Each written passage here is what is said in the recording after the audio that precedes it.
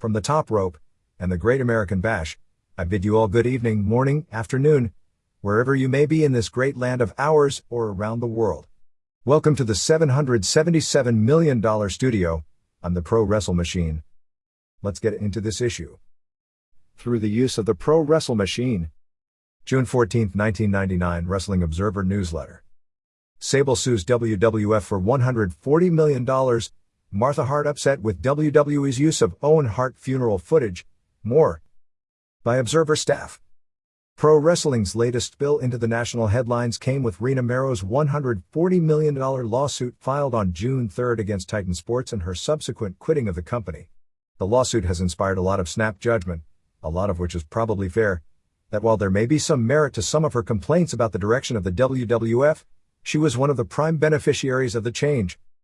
Many would argue the changes may have been for the worst morally, even if it certainly wasn't for the worst economically. And after everything she willingly did to exploit her body for economic gain, including posing in Playboy, she's probably the last person who has the right to complain about her body being exploited and used in a sexually suggestive manner in a court case. There is more to the suit than meets the eye, but certainly not $140 million worth more. Some, including those in the WWF, are attempting to babyface the company since on the surface this lawsuit seems ridiculous, particularly the monetary damages asked for, and because people are suspicious of the timing of it coming so soon after the WWF garnered so much bad publicity. And there is also the timing of WWF talking about going public, and major lawsuits outstanding isn't going to thrill underwriters. But there is no good guy versus bad guy in this story.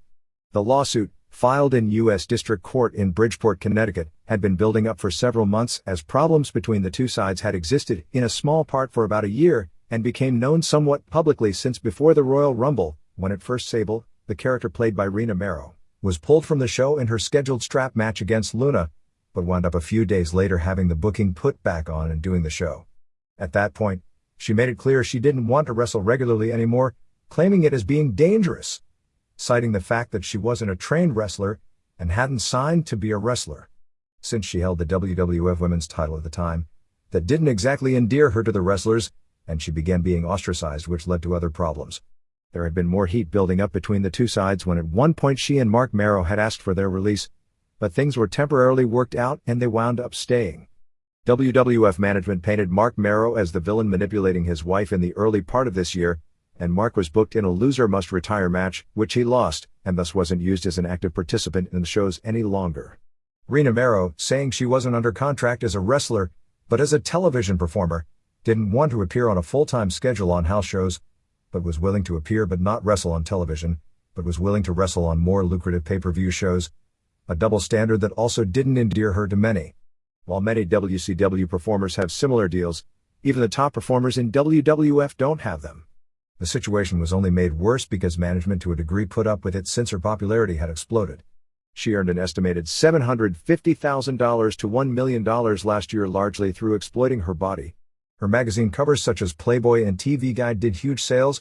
Her video, Sable Unleashed, ranked for months behind only those of Steve Austin on the sports and rec charts, and she was realistically the company's biggest television ratings draw this year, even though she had very little wrestling or acting ability.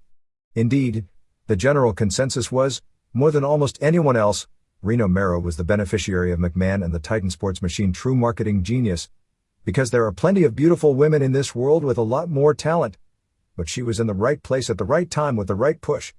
She got the push largely because Tammy Sytch, who was at the time actually the more marketable of the two, had self-destructed with management under the pressure of the two being played off against each other and her other demons, and Sable, being more receptive to company suggestions, surpassed her due to a more favorable push. And eventually Sytch was fired due to all her problems. Problems actually began last April, after the WWF Unforgiven pay-per-view show. Sable did her first stripper match, where the loser would be left in their bra and panties, against Luna, which she wound up in her lingerie. The show was headlined by Steve Austin's first title defense against Mankind, and drew in 0.85 buy rate, a surprisingly high figure based on the standards of the time. Sable felt she deserved an equal payoff to Austin, claiming she was at least equally if not more responsible for the buy rate. The attitude garnered her heat in the locker room, although in hindsight if you look at the numbers, the Austin vs. Mankind rematch the next month without Sable stripping, she was booked in a match where she'd get a mystery wrestle to do a wrestling match with Mero, and if her wrestler lost, she'd have to leave the WWF. And she ended up being the one to wrestle Mero when no mystery wrestler was delivered, losing in 21 seconds, but in a storyline that made no sense, was brought back 2 weeks later anyway, did in 0.58 buy rate, below the normal standard for such a show at the time.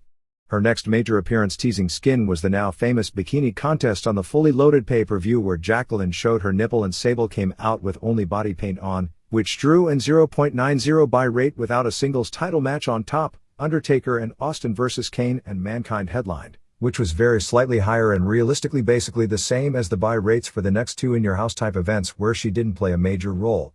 Sable was not a television ratings draw in 1998 despite being one of the company's most popular performers and garnering huge pops whenever she came out. But in 1999, when fans were conditioned to the idea that seeing Sable meant women would be appearing in their bras, often due to clothes being ripped off, on television, and coinciding with the Playboy centerfold publicity, she became the biggest consistent ratings draw in wrestling.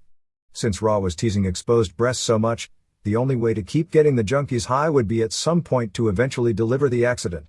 It is believed her first spread paid her in the range of $150,000 plus a small piece of the magazine's increase in business, which probably resulted in a total payoff of more than $200,000.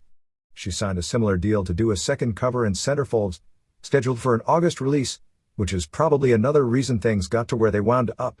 WWF not only allowed, but brokered and encouraged the first deal and was involved in timing it, feeling it would be a great publicity boom for WrestleMania, which it certainly turned out to be. Mero at first turned down Playboy but wound up acquiescing when the money deal was upped. For the second deal, the magazine went straight to Mero, who inked the deal without the magazine going through Jim Bell at Titan Sports, who by contract should have served as her agent since she was using the name Sable and using her marketing license, both of which the company owned. WWF wanted a cut, which they didn't want the first time, and quite frankly, since they encouraged it the first time, nobody would have suspected they would have wanted the second time, although by contract they may be legally entitled to such. There is no doubt that a large part of the reasons the first spread sold so well was because it was pushed to death on WWF television, and without a similar television push, the second spread wouldn't have anywhere near the success. It's doubtful the second spread would have the same success anyway due to it no longer being a novelty. In failing to get a cut from either side since Mero and Playboy reached their own agreement, the WWF threatened to legally get the magazine to stop the photo spread because she was going as both Sable and Rena Mero, which was already shot and is scheduled for an August release. This dispute was one of the reasons both Meros came to the television taping on May 10 asking for a release from their 3-year contracts with the WWF. WWF offered both a release, allowing Mark to get a full release, which meant he would be able to work for WCW. Mero left WCW on bad terms, so there would be obstacles in him making that deal, or anywhere else, but Sable would have a non-compete clause meaning she couldn't work in wrestling until August of 2001, nor be able to use the name Sable in the future for marketing of herself or for her attempts to become an actress after her appearance on Pacific Blue did garner huge ratings for the show. Lawyers for both sides couldn't come to an agreement on the WWF's proposed release terms, and part of this lawsuit appears to be her attempt at being able to use the name Sable and keep the Playboy spread, which again shall receive a small percentage of an increase in sales over the magazine's monthly average, from being tied up in court. Why the WWF is playing hardball on the photo spread probably stems from the problems the company has had in dealing with her. They had wanted her to drop the women's title in a match. She was agreeable to dropping the title, but wanted to script out the manner of which it would happen, which would not be in a match, since by this point the handwriting was on the wall that she wanted out and was no longer willing to wrestle. She was attempting in this dispute to get the rights to use the name Sable, and perhaps keep options open over at some point going to WCW but with the name, to try to market herself and attempt to go to Hollywood, where based on her drawing power in wrestling, with the video. And on Pac Blue, there were many offers thrown her way. The 24-page lawsuit claims that WWF controls its performers through carefully designed programs of intimidation and humiliation, including scripted sexual provocation, in and out of the ring, and staged stunts that are inherently dangerous under contracts that absolve the WWF of all responsibility. It claims the WWF repeatedly wanted her to have her breasts exposed on national television through a scripted mistake, which she repeatedly refused to do. This probably answers once and for all the question about similar situations with Jacqueline on Raw, although only the most gullible would have believed when they went to a replay of that with a better camera shot what was and wasn't an accident. She claims that after repeatedly refusing to allow her breasts to be exposed in a similar accident, She was called a prima donna by Vince McMahon and told the WWF would move on to its next queen. It should be noted that the WWF had booked an evening gown match involving Sable for the UK pay-per-view on May 16, and was originally advertising it as the loser would be stripped to nothing but a bikini bottom. After Sable voiced complaints, the match was switched to being a regular match without the stipulations, then changed again to where Sable simply appeared and didn't wrestle, claiming she had a cold. Actually, both sides, at her behest, had agreed she wouldn't have to wrestle on the show, and Nicole Bass took her place in a 27 seconds match. Mero suggested losing the title, but asked that it not be on television. McMahon disagreed, saying that if she didn't appear at the May 10 live Raw in Orlando, Florida to drop the title, it would be a breach of contract. She still refused and brought her lawyers to the taping and wrote her own terms for agreeing to drop the title, which led to the ridiculous scenario they did where she stripped Deborah in an evening gown match to her bra and panties, but then Shawn Michaels would say since Deborah had stripped, he was changing the rules of the match and Deborah would get the title. Mero's handwritten contract regarding her title loss to Deborah, which both sides agreed to before the show, was as follows: notwithstanding any agreement between us and because we disagree about the fashion I would lose my belt, and because of my concerns of humiliation and safety, it is agreed that I appear tonight solely upon your contractual assurances that I will not lose my gown nor wrestle, and that the girl with whom I am interfacing agrees with her role. My appearance in Manchester shall be no more than parading in the ring, and shall not include wrestling. I agree to make a scheduled personal appearance outside the ring, otherwise, I will have complete hiatus from the WWF until May 23, at which time we hope to have our contractual concerns resolved. Until such time, neither I nor the WWF, its employees or subcontractors shall speak disparagingly about the others, scripted or unscripted. Basically, she refused to do a match to drop the title, and the agreement between the two sides forbid any disparaging comments about her for doing so. The WWF then pulled her merchandise and cancelled her promotion appearances after they got the title off her.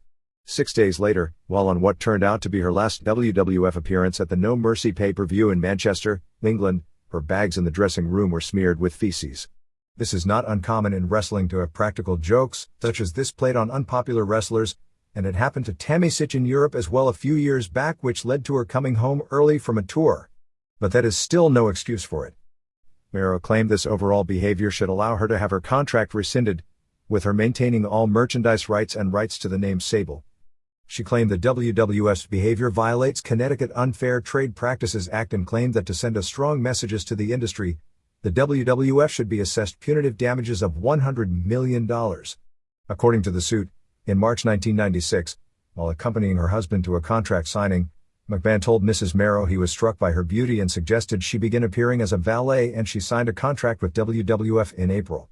1 year later, McMahon first proposed having her wrestle. She claimed she had reservations because of her lack of training and because she had breast implants, which could pose a health risk if she fell forward. She claimed she also brought up the steroid and drug problems in the company, and McMahon told her he was going to clean the company up. She claimed over the next few years, she discussed with McMahon what she perceived as illegal drug use, steroid use, and the new direction of increased violence and vulgarity, and talked about limiting her wrestling appearances so she could pursue acting. She claimed McMahon said he would enforce the drug policy and limit her appearances so she could pursue acting. The original 3-year contract was to expire in April 1999, but in June 1998 McMahon gave her a new contract saying the appearance and payments had been changed. She didn't sign the new contract. In August 1998, she claimed before a match at the Nassau Coliseum, Jim Ross demanded she sign the renewal and said he'd brought with him a notary from Connecticut for the purpose of notarizing the contract.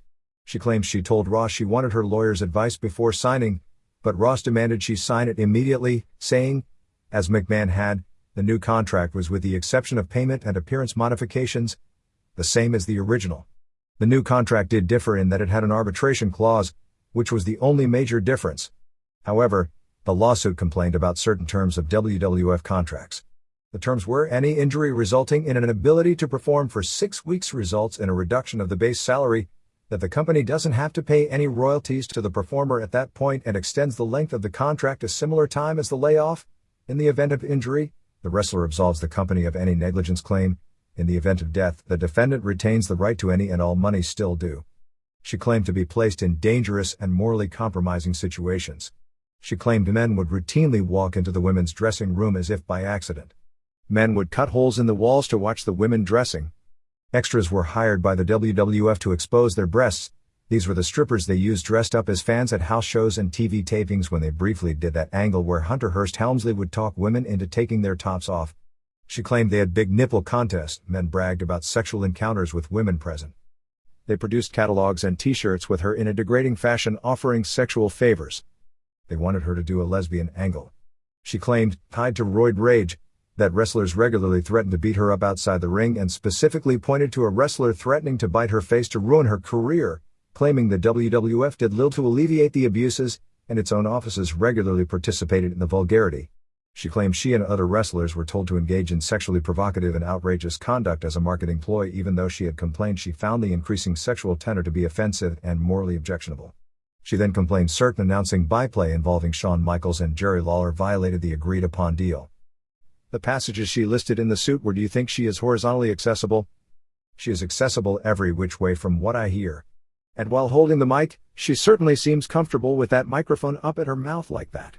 Her claim is that she was lied to in negotiations because the company had no intention of enforcing its drug policy and she was promised they didn't limit her appearances or allow her to develop an acting career, and due to this, is claiming losses exceeding $10 million. She's claiming a contract breach for not accurately reporting her merchandise and is asking for an accounting of all her merchandise and damages to be determined. She is claiming another $10 million in damages for the remarks made during the broadcast which violated her agreement. She is claiming another $10 million for working in an unsafe environment which led to infliction of emotional distress. She claims by making working so intolerable to continue that she left work, she suffered damages of another $10 million.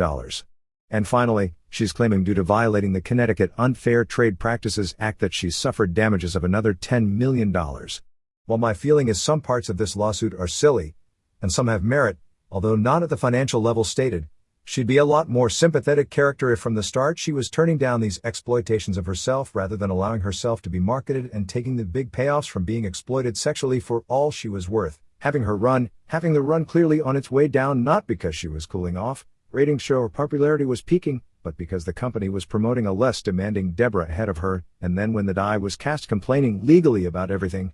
However, just because she posed for Playboy doesn't mean she should be requested or expected to expose her breasts at an arena or on a live Raw and/or pay-per-view show either.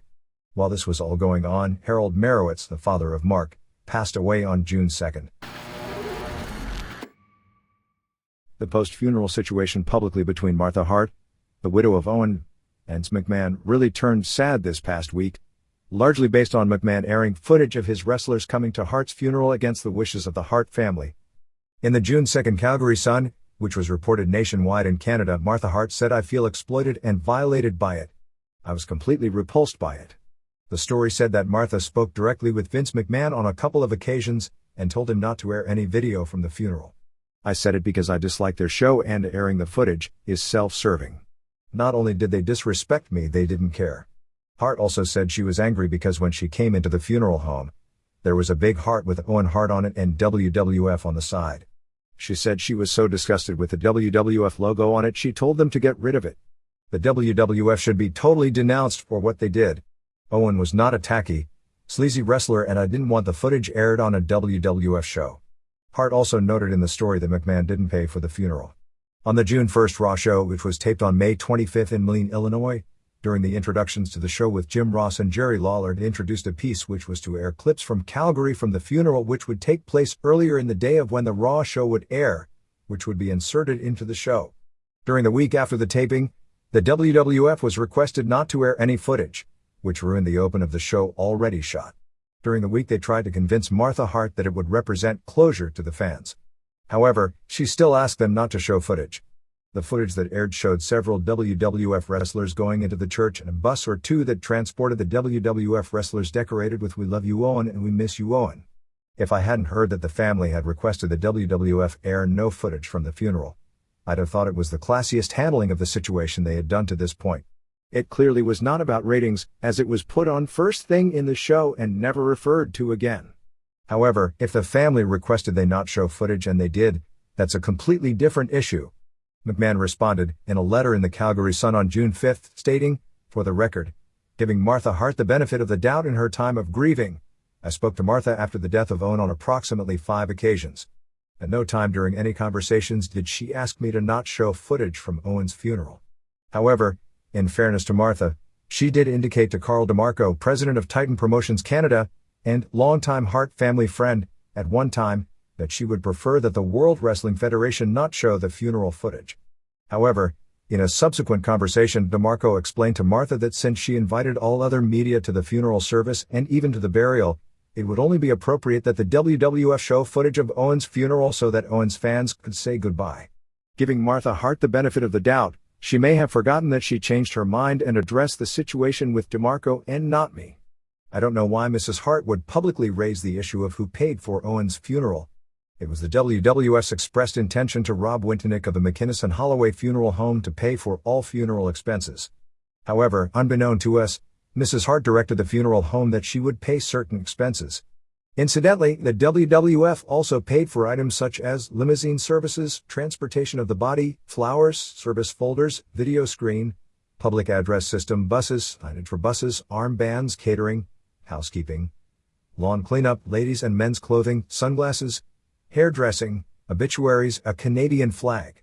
The WWF also paid $152,200 US for transportation expenses for WWF talent and personnel. Also, your article stated that Mrs. Hart instructed our flowers to be removed from the funeral home. Enclosed, please find a rendering from our creative department to the local florist. In the funeral home, our flowers were indeed present. However, the WWF logo had been removed and Owen's initials, O, stood in its place. I can only assume this was at Mrs. Hart's request. It is unfortunate that Mrs. Hart feels violated in any way, although her grief, which we share, is understandable. Out of respect for Owen and the wonderful human being that he was, I do not want to engage Martha Hart's allegations in a public forum. I simply am writing so that you will have the facts. The newspaper clearly didn't like the letter as they responded, "You've had your say now, Vince." The tackiness of the letter to the point of bringing how much money the company spent on things related to the funeral, the vast majority of which was spent for transportation both to and in Calgary of WWF personnel and grooming of WWF personnel appearing there, underscored the belief by those who felt it from the beginning that much of this was done for public relations reasons with the company under siege. As mentioned before, the contrast between this funeral where every wrestler and key office personnel were strongly encouraged to attend, and the Brian Pillman funeral, which was an immediate event, and exactly 0 people working for the WWF attended, and as noted here before, Jim Ross and Vince McMahon did appear at the wake the day before, is just too amazing. About the only comment about the he said/she said part of this story is that on Monday night after the segment showing WWF wrestlers going to the funeral aired, and before this became the latest chapter in a very sad story, DeMarco was called by an upset Martha Hart and asked why it aired when they had specifically requested it not air, and his response that night was that the company had gone behind his back as well. According to others close to the family, apparently later in the week after the letter in the newspaper came out and DeMarco was called again by the family to explain McMahon's comments, claiming Martha had given DeMarco the okay and he had told McMahon. He was less definitive in his response and indicated it may have been a misunderstanding or miscommunication. In the June 6 Calgary Sun, the newspaper wrote that Martha Hart was livid at McMahon's claims in his letter. "Vince McMahon can say whatever he likes, but I know the truth. I said I have no control over your matches, but I don't want you to show Owen's funeral on your crappy show. That's exactly what I said to him." Hart said she was outraged at the statement by McMahon that she may have forgotten that she had changed her mind. "I talked to Carl DeMarco after the funeral and he said I can't believe Vince did this. I can't believe he put this on the show. Owen died in the ring and they were almost mad because they couldn't wait to scrape him off the mat and get on with the show. When the accident happened, I was very decent to Vince McMahon and he said, 'I can't believe you're talking to me.' Everything he did for his own self-serving interests, having the wrestlers here so he could show them on his show, getting speakers so the wrestling fans could hear the service, things like that. As time has gone on, and this is very similar to public reactions in other tragedies, that the upset and distraught survivors somehow become villains with a segment of the audience, in this case, not so much the general public, but certainly a segment of wrestling fans, because they are left so exposed publicly. It happened with Fred Goldman and the Brown family in the OJ trial and happened with Mark Kloss, whose daughter's kidnapping and subsequent murder became the biggest news story in this area in early 1994 and turned every family member into weird national celebrities and eventually political pawns. Fame which they were not equipped to handle, not even throwing in their lives, changing forever due to tragedies. Nobody killed Owen Hart. He died due to an idea derived from the lowest form of pettiness and an accident, which in some form was due to negligence and bad judgment, probably on many people's part. The fact it was so stupid and should never have happened and was for absolutely no good reason only makes dealing with it that much harder for both family and friends. No, he didn't die in a stunt designed to increase ratings. Whether he did it or not had no bearing on ratings or buy rates, which makes it even stupider for those who understand that. No, his death was not representative of problems in wrestling like too frequent drug deaths or bad images when it comes to violence and sex aimed at children. His death didn't prove the style of wrestling today is too dangerous. All those points are valid, but Owen Hart's death isn't proof of any of them, but even more so, nor is his death validity that none of those points really are valid. But his death caused every aspect of the industry to be examined, and it's not a pretty sight when outsiders look in. Saying that these stories have nothing to do with Owen Hart's death is true, but they have everything to do with wrestling, which was thrust into the spotlight when a story created by the profession became a top news story around the world. People who never watched wrestling, seeing the magnitude of the Hart story, tuned in and saw what they had been missing, which had everything to do with Owen Hart's death. They heard about the aftermath, which also had everything to do with Hart's death. Blame the media for the stories that are poorly researched. Don't make blanket statements blaming the media for problems within the industry, or noting those problems that the industry hasn't made an attempt to clean up with the excuse that those problems didn't specifically cause Hart's death. But Hart's death was for the same reasons as virtually every other problem.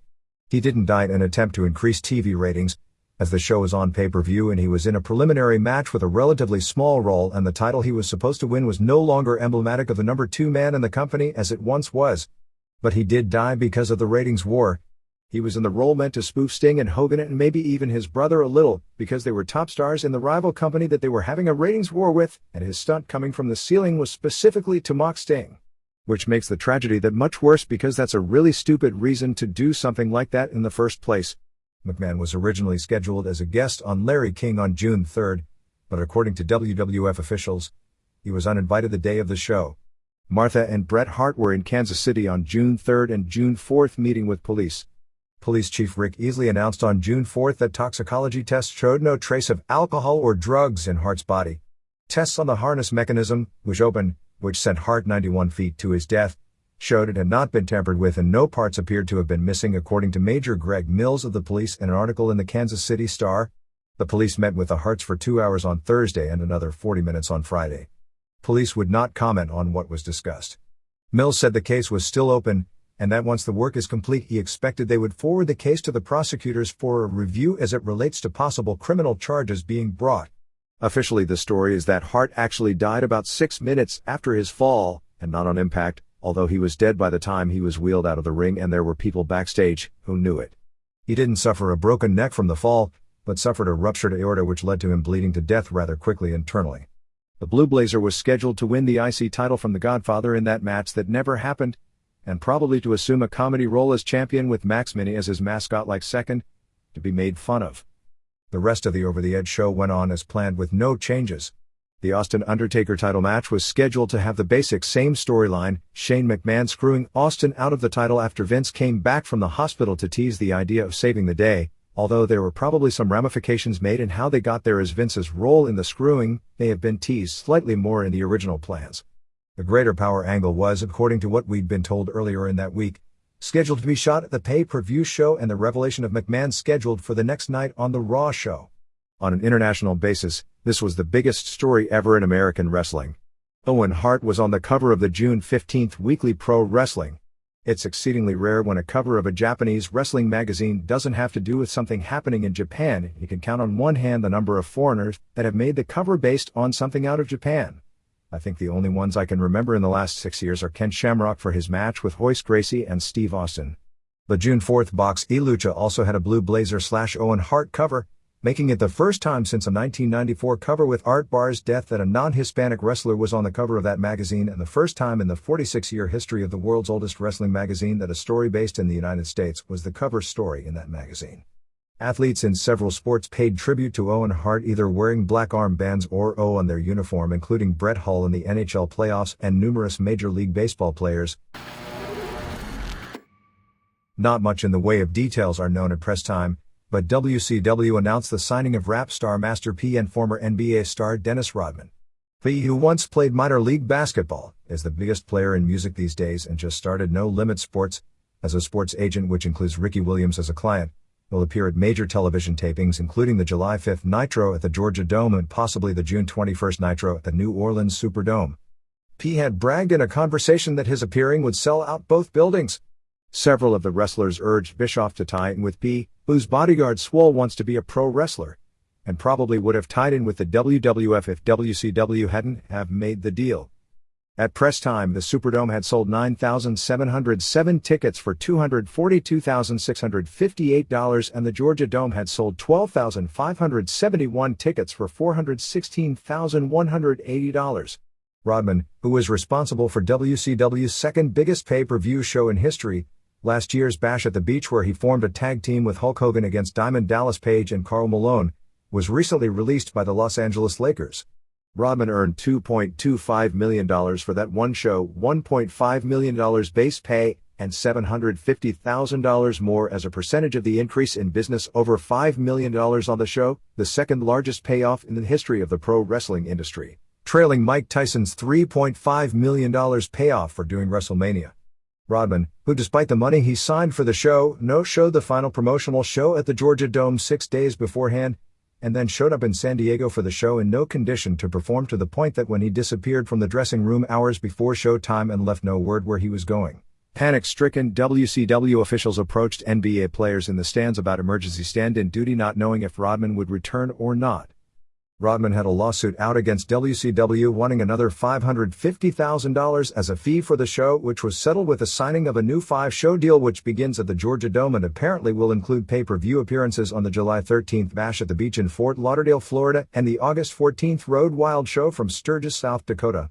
Since being released from the Lakers, Rodman has been the defendant in 2 lawsuits in recent weeks stemming from his staying in Las Vegas, a woman suing him for assault and a female security guard accusing him of grabbing her breast.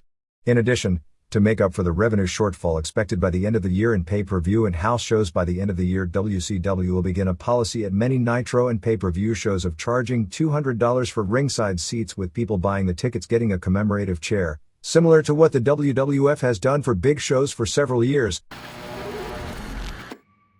The ratings over the past 2 weeks have seen the WWF pull ahead on Monday nights by a record margin.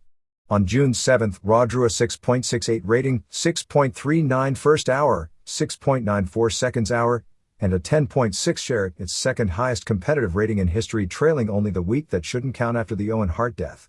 Nitro finished with a 3.16 rating, 3.91 first hour, 2.93 seconds hour, 2.69 third hour, and a 5.2 share. Over the head-to-head 2 hours and 5 minutes, Nitro did a 2.81 rating and 4.4 share.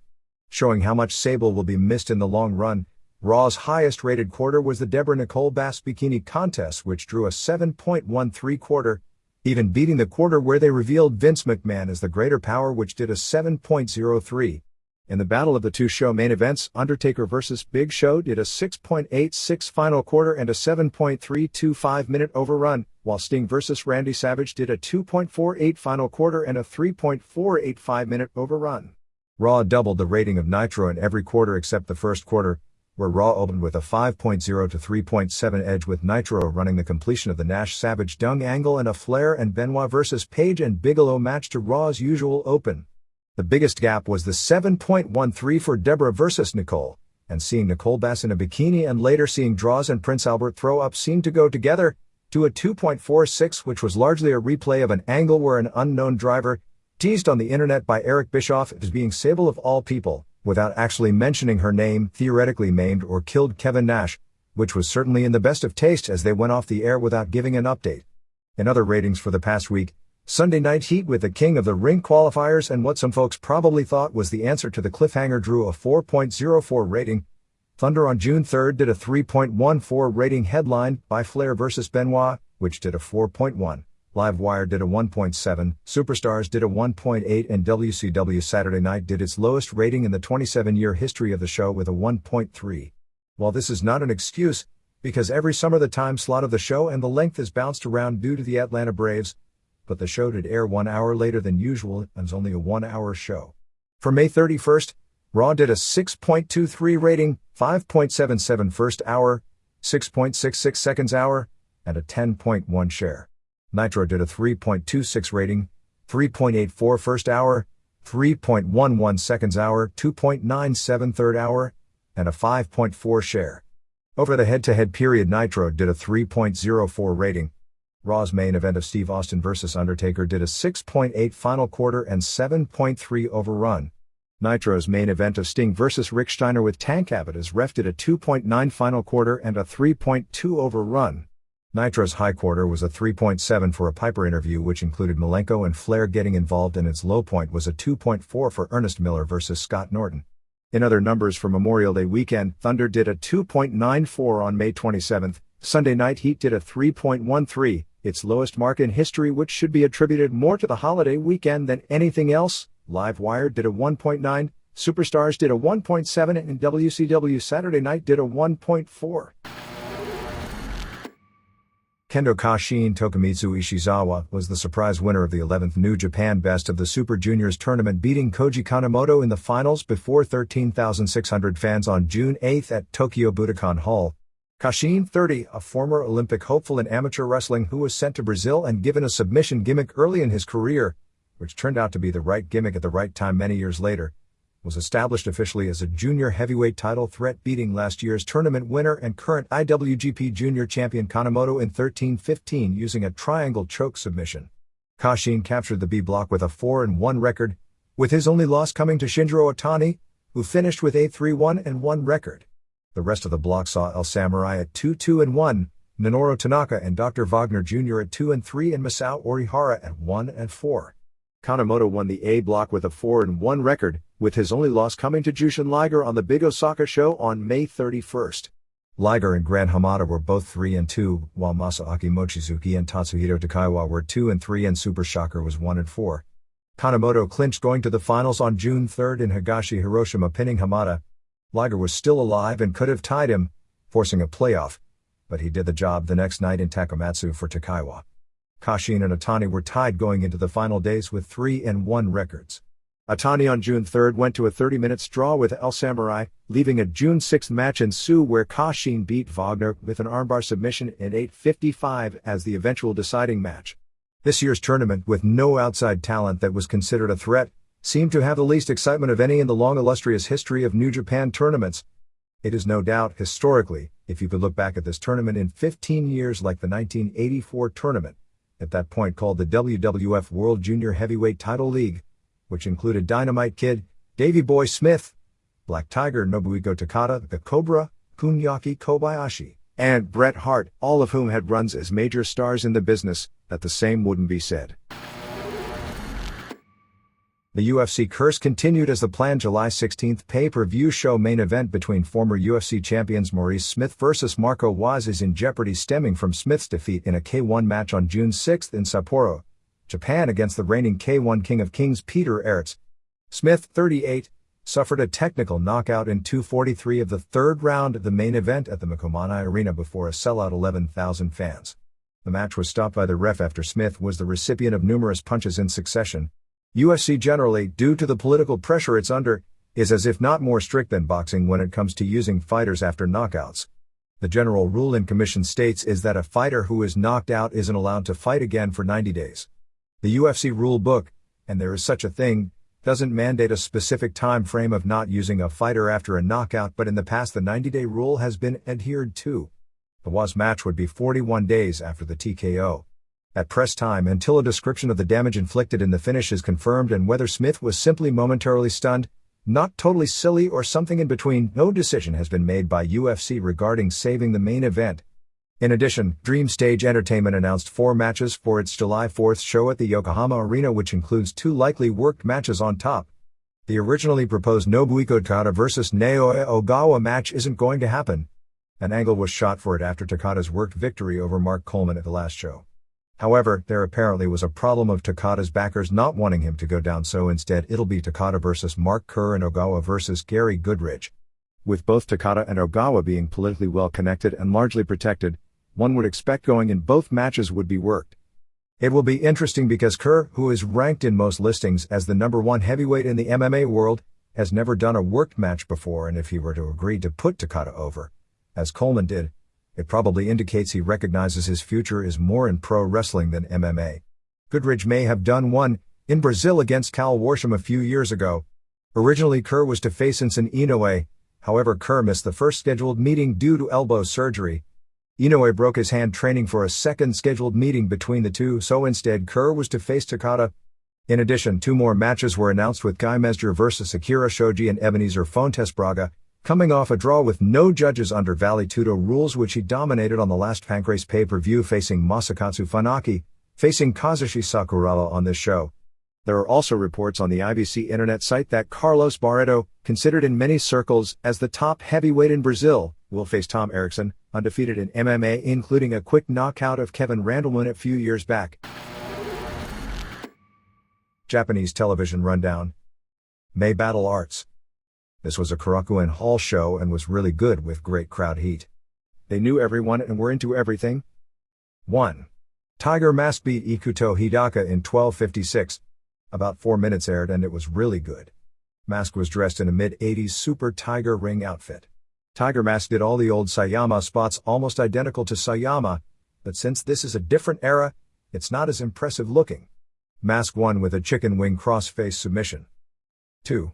Great Sasuke retained the NWA middleweight title, pinning Minoru Tanaka with a Jinsei-like praying Thunderfire powerbomb in 23:11. Tanaka looked great here. He did a flip dive at the bell. Sasuke did a flip dive as well. Excellent mat wrestling early, and Tanaka has some great transitions into submissions. Sasuke powerbombed Tanaka on his head and followed with a dragon suplex, but he kicked out. 4.25 stars. 3. Bob Backlund and Muhammad Yone beat Karl Greco and Yuki Ishikawa in 1829. Greco, who physically and facially looks a lot like Frank Shamrock, is a fantastic mat wrestler. He's probably a Malenko student and blows Malenko away on the ground. Yone worked almost the entire match and looked good, although really this was the Greco one-man show. Backlund was mainly in for brief comedy spots that got over, and he didn't hurt the match at all, even though there is little he can do. The fans ate up Backlund's goofy stuff that was actually taken as serious wrestling when he was WWF champion in the late 70s. They built up to the Karl Gotch lift, with Backlund trying it on Greco, who kept blocking it, which was just a tease for him finally doing the spot and finishing Greco with a chicken wing crossface. 3.5 stars. 4. Daisuke Ikeda beat Alexander Otsuka in 21:41 with a choke.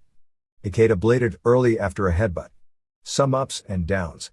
Ikeda did a Sasuke special, which is funny in a semi-shoot looking match.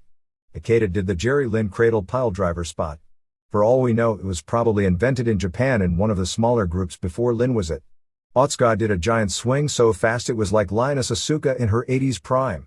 Otsuka did a twisting dive and a dragon suplex. It dragged toward the end. 2.75 stars. May 15th, New Japan. 1. Hiroyoshi Tenzan and Satoshi Kojima beat Masahiro Chono and Akira in 10:47. The second half only aired on television, and based on what aired it seemed like a good match. Tenzan pinned Akira after a diving headbutt for the finish. The post-match was a semi-angle. Chono tried to shake hands with Kojima, who reluctantly did so. The fans wanted to see him join with Chono. Chono, Kojima and Tenzan all raised their arms together, but then Kojima used a diamond cutter on Chono and Tenzan used the headbutt off the top. It was a good angle for New Japan because it went against the grain. After the match, Chono went to Don Frye, Michael Wallstreet and NWO Sting to get revenge. 2. Koji Kanemoto retained the IWGP Junior title, beating Tatsuhito Takaiwa with the Boston Crab in 11:36 after a moonsault and a palm blow. Kanemoto was bothered by a bad knee, so the match was kept short by junior title match standards, and it was still good, but not up to usual standards. 3.25 stars. 3. Keiji Muto retained the IWGP Heavyweight title, pinning Genichiro Tenryu in 25:37. This was an old-style match, more reminiscent of an All Japan main event than a New Japan title match. Started slow and built into a great match. Muto mainly worked on Tenryu's knee and carried the match great. Muto may be the best all-around heavyweight worker in the business right now. Muto used the figure 4 on several occasions to continue to damage the leg. Crowd heat was excellent due to the psychology. Tenryu did a Frankensteiner off the top for the first time in his career for a near fall.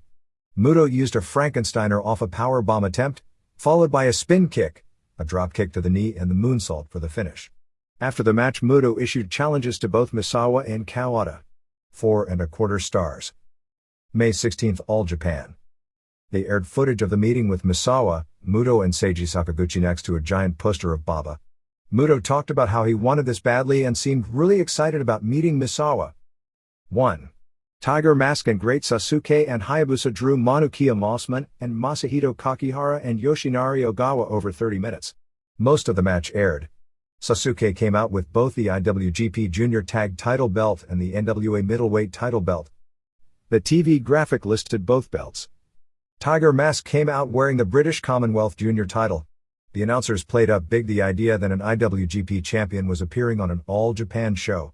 The crowd popped real big when Sasuke was in with Ogawa. Sasuke, Tiger Mask and Hayabusa did a spectacular 3-dive spot. The wrestling was excellent, but there wasn't a lot of heat as junior heavyweight style matches don't seem to get over big at the Dome. They picked it up near the end. Hayabusa did a 450. Mossman did his Hawaiian Crusher, a Death Valley Bomb turned into a Diamond Cutter. Hayabusa did his Falcon Arrow, the Prince Albert Wate move in WWF. After the match ended, Mossman and Ogawa were shoving each other around. 4 stars. May 22, New Japan. They opened the show airing brief clips of the Onita show on May 13th with the 6-man barbed wire clips of Onita and Tenryu. 1. Shinjiro Otani pinned Dr. Wagner Jr. in 11-19 of the Super Junior tournament. After several near falls, Otani got the pin with a springboard dropkick and a dragon suplex. A good match, but considering who was in the match, something of a disappointment. 3¼ stars. 2. Kanemoto beat Masaki Mochizuki in 9:40. A lot of hard kicks. Kanemoto's leg was red from taking the leg kicks. The wrestling was good, but again, a disappointment for a tournament match. Kanemoto won with a palm blow and a lion tamer-like submission. 2¾ stars. 3. Muto and Tenzan and Kojima beat Yuji Nagata and Tadao Yasuda and Shiro Koshinaka in 12-19. About 6:30 aired. Really good fast-paced match ending with Kojima pinned Yasuda after a lariat. Muto in particular looked really good. 3½ stars. 4. Chono and NWO Sting beat Manabu Nakanishi and Sasaki in 12:02. Chono got a near fall on Nakanishi after 2 Yakuza kicks, but then used a clothesline off the top and a reverse full Nelson submission. About 7 minutes aired. 1¾ stars. May 23, All Japan. 1. Road Warriors and Johnny Ace beat Kenta Kobashi and Jun Akiyama and Jinsei Shinzaki in 17:37. It was edited to about 10 minutes. It started off surprisingly good due to Kobashi and Akiyama, but reality set in. Hawk was dreadful by the end and Animal was losing it as well. Ace at least had a good night to partially save it. Finish was the Doomsday Device on Shinzaki, although Hawk missed his clothesline the first time. After the match, Animal did an interview saying that he and Hawk wanted to wrestle full-time with All Japan and finish their careers there. 2¼ stars. 2. Steve Williams and Stan Hansen and Akira Taue beat Takao Omori and Gary Albright and Yoshihiro Takayama in 16:10. About 10 minutes aired here as well. Hansen lariated Takayama for the pin. A really bad match. Williams physically looked in tremendous shape, but because he's blocky, he still doesn't have the classic aesthetic-looking physique. He did a quick turning power slam and didn't look bad, which is more than can be said for everyone else but Omori in this match. Albright in particular looked bad while Hansen's mobility is just about shot. Half star. New Japan Junior Heavyweight Tournament History. 1984, Dynamite Kid pinned the Cobra, George Takano, to win WWF Junior Heavyweight title. 1986, Kunyaki Kobayashi pinned the Cobra to win IWGP Junior Heavyweight title. 1987, Nobuhiko Takada beat Kunyaki Kobayashi to win IWGP Junior title. 1988, Shiro Koshinaka pinned Hiroshi Hazi to win Best of the Super Juniors tournament. 1991, Jushin Liger won IWGP Junior title contenders tournament. Owen Hart second place. From this point forward, New Japan's round-robin Super Juniors tournament took place every spring. 1991, Norio Oniga pinned Jushin Liger to win IWGP Junior title. 1992, Jushin Liger pinned El Samurai. 1993, Pegasus Kid Chris Benoit pinned El Samurai. 1994, Jushin Liger pinned Super Delphin, Super Junior Tournament. 1994, Wild Pegasus pinned Great Sasuke to win first Super J Cup. 1994, Norio Oniga pinned Wild Pegasus to win vacant IWGP Junior title. 1995 Wild Pegasus, Chris Benoit, pinned Shinjiro Otani.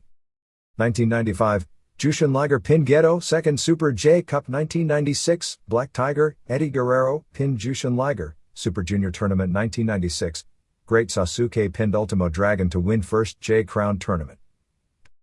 1997 El Samurai pinned Koji Kanemoto. 1998 Koji Kanemoto pinned Dr. Wagner Jr. 1999 Kendo Kashin defeated Koji Kanemoto. Mexico.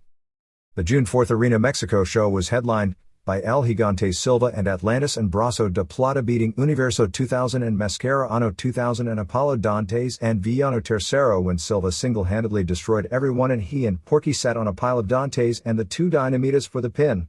The match was one fall, which was never advertised previously, as Mexico main events are always 2 out of 3 falls. Silva grabbed the house mic and asked for Kurgan, saying these guys were no competition. While this was going on, Atlantis and V3 were ripping at each other's masks to continue their feud. It is amazing seeing Kurgan, who is probably 6-11 legit, and Silva, who is 7-3 legit, against these guys who are all 5-6. On the June 6th show in Now Calpan, they had 2 title changes as the IWRG Mr. Niebla, not the EMLL wrestler, beat Bombero Infernal to win the IC middleweight title. Ultimo Vampiro beat Shima Nobunaga to win the IC welterweight title. Atlantis vs. Villano Tercero in a non-stip singles match headlined June 6th at Arena Coliseo. Virus beat Oriental on May 30th in Nezahualcóyotl to retain the Mexican national lightweight title. Ocesa announced a Mexico-only pay-per-view show for July 17th at the Palacio de los Deportes, 30,000 seats, in Mexico City with another tournament where the losers advance and the ultimate loser will unmask at the end of the night, which includes El Hijo del Santo, Atlantis, Tinieblas Jr. and Senior, Shocker, Mr. Niebla, Super Astro Olímpico, Dr. Wagner Jr., Villano Tercero, Fuerza Guerrera, Blue Panther, Fishman, Rey Bucanero, Ultimo Guerrero and Black Warrior plus Brazo de Plata and Emilio Charles Jr. and La Fiera and Negro Casas vs. Cien Caras and Mascara Ano 2000 and Bestia Salvaje and Scorpio Jr. AAA announced the first man vs. woman match for the Triple Mania show as Pentagon vs. Churchill Hamada. They've been doing an angle where they were together and had a violent breakup. The traditional newspapers are ripping on the man versus woman aspect of the match. Then Hamada went on television on June 7th and claimed she was pregnant with Pentagon's child, which increased the furor.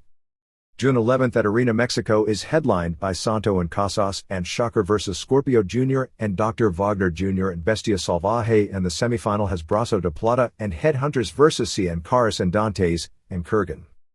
Atlantis defending the CMLL light heavyweight title against V3 headlines June 13th at Arena Coliseo. They have clarified the June 11th Triple Mania as Pero Aguayo's retirement match. Instead, they are billing it simply as Aguayo's final Triple Mania match, and it has been made clear he's going to continue working AAA after this match. All Japan.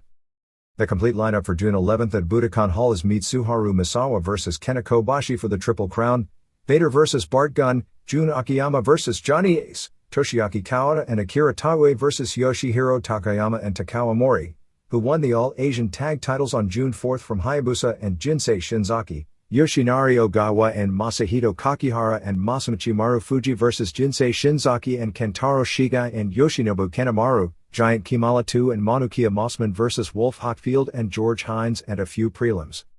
The June 4th show in Sapporo's Nakajima Sports Center, the final All Japan card in the building, which is being torn down in October, drew 4,550 fans, or about 2/3 full.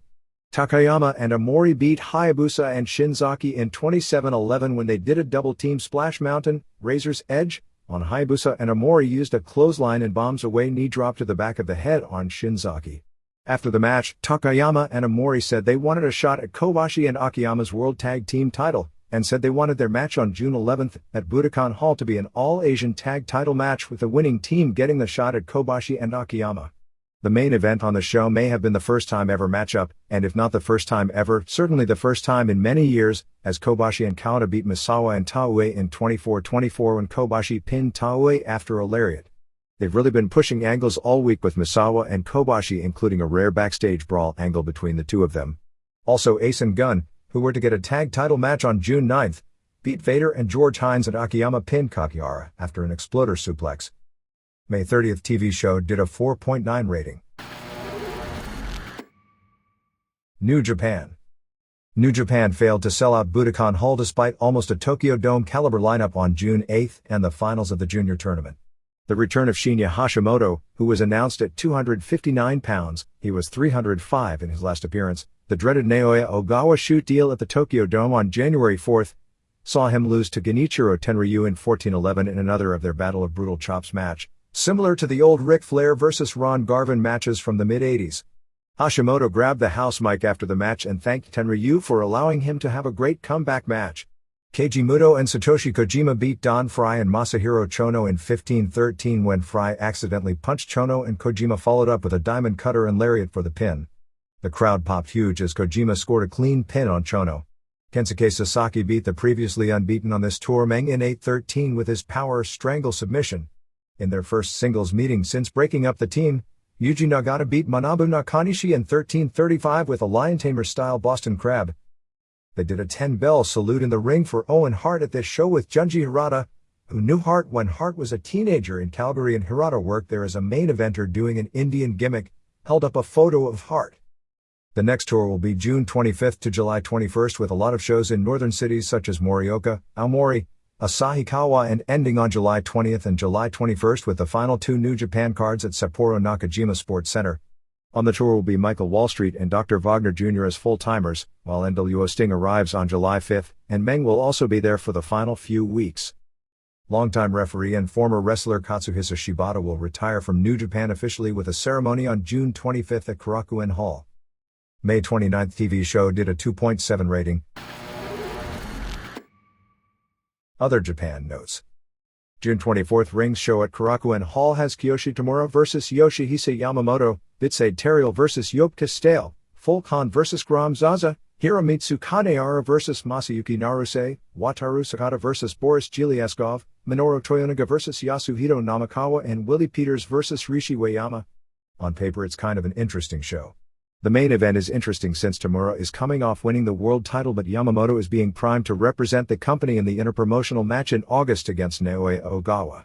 Toyonaga vs. Namakawa is a rematch of a 1998 shoot match at Korakuen Hall, which got Little Pub was one of the most amazing shoot matches ever. Sabu will be coming to FMW from June 13th to June 21st for the next tour.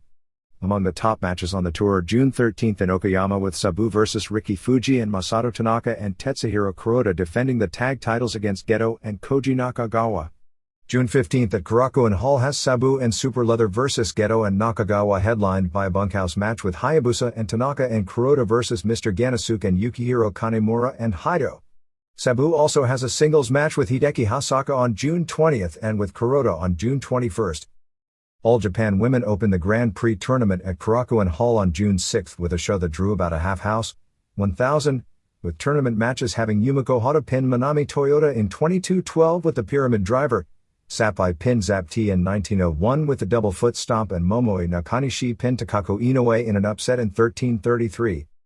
JD Promotions announced they would be doing a Valley Tudo Rules match with Megumi Yabushita, who was a former national judo champion, facing Nakanishi of AJW. Satoru Sayama's new promotion runs July 10th, July 17th, July 22nd and July 30th with the final show at Sapporo Nakajima Sports Center using Tiger Mask, Takamichi Noku, Minoru Tanaka, and Ikuto Hidaka.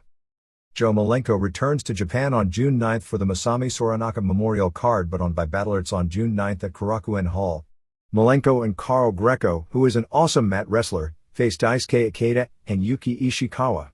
Yui Sano defends the FMW junior title, which apparently is no longer recognized by FMW, against Katsumi Yujuta, while Satoru Sayama faces Ikuto Hidaka. JWP is also doing its own singles Grand Prix-like tournament. A group called Worldwide Pro Wrestling is doing a tour using Horace the Psychopath and Bill Irwin from Minnesota and Jeff Mangles, Eric Spraxia and Knuckles Nelson from NWA New England. The Coca-Cola Kid and Pepsi Boy tag team are Battlerits wrestlers Alexander Otska and Mohamed Yone. There was a lot of coverage in Japan of Victor Quiñones' IWA television tapings May 19th to May 21st in Puerto Rico, which included big-name stars from WWF, Japan and Mexico, including Yoshihiro Tajiri, Papi Chulo, who apparently beat Tajiri to the IWA junior heavyweight title, Takamichi Noku, Alexander Otska, Great Sasuke, Tiger Mask, which is why Tiger Mask was brought to the last WWF tapings to do Super Astros, Super Crazy, The Brood and DOA. Here and there. When Vince McMahon was uninvited to Larry King, he was replaced by Jesse Ventura, who actually spoke mainly about wrestling. King was totally clueless in his questioning. Ventura tried to minimize the Owen Hart death, comparing it to an accident on a construction site. He talked at length about his lawsuit against McMahon but praised McMahon as a marketer. He said that wrestlers should unionize but that they aren't underpaid, but they aren't independent contractors and should have retirement benefits and collective bargaining. He talked about Hogan being the one to tell McMahon about his talks with the wrestlers in 1986 about forming a union, and that he thought Hogan was his friend up until finding out years later in court when McMahon was on the stand and revealed it was Hogan who told him. He said that the wrestling business forces the wrestlers to take steroids because the fans at the live buildings want to see the wrestlers look the same as they do on television. He said almost everyone used steroids in the past, but he didn't know how prevalent it was today, and said that he took steroids occasionally as a wrestler but didn't use them a lot, and noted he was the first to admit it and the first to campaign against them. Minnesota indie wrestler and former UFC fighter Brad Kohler was arrested on May 31st and is expected to be charged with several counts of steroids. Kohler, 32, who wrestles for Eddie Sharkey as an indie wrestler, although is closely tied to several WWF and WCW wrestlers with Minneapolis ties, was a former Olympic hopeful in Greco-Roman wrestling who went on to compete in Extreme Challenge, a UFC-type promotion, winning his first 7 matches before losing on the UFC pay-per-view show from Japan in December 1997 to Trey Tillman of Lion's Den. He did a few more real fights, eventually blowing out his knee and turning to pro wrestling. It's alleged the wrestler received about $20,000 worth of steroids shipped to him from Mexico, which he claimed was for personal use, but a search of his home indicated he was involved in distributing steroids to other pro wrestlers. The police estimated they found 300 vials and 85 packs of Sustanon, Norandrone, and testosterone. Kohler claimed he had been under doctor's care and had a prescription for the steroids in Mexico for the past 15 years. St. Paul authorities were tipped off by U.S. Customs agents who opened 3 packages from Mexico addressed to his home. Music City Wrestling's Tojo Yamamoto Memorial Show 2 on June 6 in Nashville drew 650 fans for a match with Jerry Lawler and Bill Dundee versus Jackie Fargo and Colorado Kid. Fargo, who must be around 66, did some comedy spots early, and then Kid worked most of the way until the hot tag after Lawler and Dundee were both taunting him doing the Fargo strut. Fargo made the hot tag and pinned Lawler after his famed atomic drop. After the match, Fargo undid Stacy's top and she showed her boobs. This set up a match on July 17th, and get this, it's Lawler versus Fargo 25 years after their big money feud in Tennessee, and if Lawler wins, he gets $20,000 and Fargo gets his head shaved, and if Fargo wins, Stacy gets her head shaved. Sarah Lee, a famous woman wrestler from the 60s, also worked this show. Also on the show, Ladies Night Out, Shane Eden and Frenchie Riviera won the vacant North American tag titles, first beating the New South, Corey Williams and Ashley Hudson, and then beating the Bad Street Boys, Joey Matthews and Christian York. Naoya Ogawa's tour as NWA champion continued with matches on June 2nd, June 4th and June 5th. On June 2nd in Conyers, Georgia, he beat British wrestler Gary Steele. While Ogawa's athletic ability was impressive, fans didn't care and were chanting "boring" in 5 minutes. The crowd reaction was said to be as bad or worse than you'd expect. June 4th in Pine Hill, New Jersey before 150 fans, Ogawa beat Doug Gilbert via DQ when Stevie Richards interfered as promoter Dennis Coraluzzo wanted to protect Gilbert locally. In this match, Gilbert bladed, and Ogawa, having no experience in that aspect of wrestling, freaked out because he thought he'd hurt him. On June 5th in Holmdel, New Jersey before 500 fans, largely drawn because Draws and Prince Albert from WWF were there, Ogawa beat kickboxer Fredrik Helm of Sweden. Kazunari Murakami, who has virtually no experience in worked matches, actually impressed people with his potential and fire even though he's beyond green. He did a match on June 5th against Rocco Murder, real name Fred Saluka, which was brutal. It was something of a practical joke combined with a language barrier, and it turned into a shoot or near shoot. Saluka, who is 110 pounds heavier and runs a wrestling school and is a tough guy, didn't blow up as fast as they figured and gave Murakami 2 black eyes before Murakami came back with dozens of kicks and punches. Murakami actually put a submission on him outside the ring. They broke it up and ruled it a DQ win for Murakami in less than 3 minutes. Former Oregon Athletic Commissioner Bruce Anderson, who retired, called regarding Senate Bill 238 in Oregon. He said the Rose Garden hired an expensive lobbyist to get the bill passed that would eliminate drug testing of wrestlers in national touring groups. The state police, which have the ultimate enforcement power over pro wrestling in Oregon by law, didn't oppose the law, saying they have bigger concerns and don't want to waste a political marker, so to speak, opposing a bill that a lot of money is being spent to get passed. Anderson was highly critical of the Arena Corporation, which runs the Rose Garden, saying the bill is a combination of the greed of the company and to even introduce it shows a lot of chutzpah. It has little opposition because, he said, the state police aren't smart to or interested in what happens in wrestling. Anderson said he fully realized that even with drug testing, that the companies in the past had used designated pissers, wrestlers who didn't use drugs, that would provide the urine samples for the wrestlers who did. He introduced HIV testing in 1988 because when Lynn Denton was booking, they were doing juice every night, even in front of 40 or 50 people, and this was also the high point of cocaine use throughout wrestling. He said Oregon had its own Zarian at the time, and in the routine physicals of wrestlers at the time indicated a lot of high blood pressure and severe hypertension, side effects of heavy steroid use. He said testing for steroids at the time would have been too costly, so they tested for other drugs, figuring most steroid users were going to get caught for cocaine anyway. He said he introduced AIDS testing to make the wrestlers aware of their lifestyle, not expecting anyone to fail the test but to just awaken them. He said he personally didn't think marijuana was that bad a deal, but if they tested for drugs, with marijuana being illegal, if it showed up, it was illegal drug use and guys would be suspended since it was against not only commission rules but the state law, but he was concerned with steroids and cocaine because he felt they led to people getting hurt in the ring. He said realistic steroid testing expense would be horrendous to the commission, and with designer steroids and masking agents, he felt it was more effective figuring steroid users would test positive for something else. Regarding the new bill, Anderson said, I never thought I'd see the day in Oregon where the media and the government would consider adopting a law waiving drug testing. Tammy Lynn Sitch put on sale in an auction the implants she used while in the WWF, and they ended getting sold for $11,999.99. New Dimension Wrestling fired Ricky Nelson after a show in Hickory, North Carolina after a minor league baseball game. Fans were pelting Nelson, who wound up throwing an 11-year-old fan down a flight of stairs. The police ran in and stopped the show, and Nelson and promoter Chris Plano actually started fighting backstage before they were broken up. Terry Funk beat Sabu in a match billed as One Last Dance for Apocalypse Wrestling on June 6 in Mississauga, Ontario before 653 fans. Funk announced the night before on the fan sports radio that it was his retirement match. It was also announced this at the show, and the fans were crying and chanting, "Please don't go." He's 55 in a few weeks, and he's given more to this business than most wrestlers could do in 20 careers. He's going to be in pain for the rest of his life because of his strong will to put on an entertaining show every time he went out there for 3 decades plus. Everyone should be thankful for all the entertainment he's given them, but it's time. It's also about his 55th or 56th retirement match since 1983, when he retired the first time, saying that he didn't want to still be wrestling after his 40th birthday. Jason Sensation has been training with Ron Hutchison for the past few months to be a wrestler. The Hamilton Tiger Cats of the Canadian Football League have a new ad campaign to sell season tickets, one of which is a billboard that says, "You know you're a T-Cat fan if you named your daughter Mosca." What's amazing is the staying power of Angelo Mosca's name, since he hasn't played for the Tiger Cats since the 1972 season. In Memphis this weekend, Derek King did the ether on the towel to Brandon Baxter and took him to the back and tied him up. Dirty White Boy, Dirty White Girl and Jimmy Valiant were announced as coming in this week for a show on June 11th at the New Daisy Theater in Memphis, which will induct Valiant into the Hall of Fame. J.R. Smooth defends the PPW title against White Boy.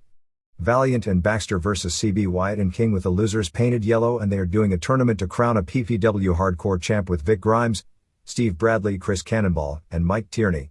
Grimes beat Kid Wicket on the TV show June 5th to win the Young Guns title. 70s wrestler Buddy Wayne wrestles Tierney, where Tierney has to beat him twice in 5 minutes. Wayne punched out Kevin Lawler, who was taunting him. King and Wyatt wound up locking TV announcer Corey Macklin in a cage, so Kevin Lawler took over announcing with Randy Hales. Lawler said it probably wasn't the first time Macklin was behind bars. They painted Baxter yellow and Lawler called him a hot dog. Finally, Macklin, still locked in the cage, was wheeled out to do commentary during Smooth's title match against Kurt Angle, which Angle won via DQ. NWA New England on June 17th in Stowe, Massachusetts at the high school, June 18th in East Boston at the Harborside Community Center, June 19th in Dorchester, Massachusetts at the Divine Skating Rink with King Kong Bundy, Public Enemy, Eric Spraxia, and Knuckles Nelson. For those interested in videotapes, both old and new, Steve Friedlander at 17 Tavo Lane, New City, New York 10956 has tapes of just about everything in the world dating back to the 70s. Don Lewis is promoting a Rick Rude Memorial Show on July 31st in Duluth, Georgia with Sid Vicious, Public Enemy, Pitbulls, Reckless Youth, Mike Quackenbush, Tommy Rich, Kander Akbar, Tom Brandy, Hack Myers, Marty Jannetty, Madman Pondo, Ian Rotten and more. The Birmingham News ran a lengthy article on Dr. Jim Andrews, the world-renowned surgeon who at one point or another has worked on most big-name wrestlers. Although he's operated on such names as Roger Clemens, Steve Carlton, Jose Canseco, George Brett, Monica Seles, Scottie Pippen, Charles Barkley, Penny Hardaway, Troy Aikman, Emmett Smith, Nicholas Bo Jackson, and Greg Norman, the article focused on his work with wrestlers like Hogan, Flair, and Luger. WWC TV announcer El Profe talked about the death of Owen Hart, mentioning he knew Owen in 1981 when he worked for Stu Hart. Profe and Chicky Star worked as Angel and Chicky, the Perone brothers, for Stampede during that time period. El Rockero beat Shawn Hill to win the WWC Junior title on May 22 in Guaynabo. Tower of Doom in Puerto Rico is Mike Imbruglia from Cincinnati. They are doing an angle with Maelo Huertas, who is the younger brother of Invader No. 1, is going to return as a heel to feud with his brother, claiming his brother never gave him any breaks. To push the angle, Invader has disappeared. The heels are continuing to try and turn his younger brother against him. Carlos Colon Jr. is training to debut perhaps in August. The National Enquirer ran its cover story on 21 wrestling deaths over the past 5 years. The story claimed it is 87 times more likely than a pro wrestler will do than a police officer will be killed in the line of duty. Not sure where that stat comes from.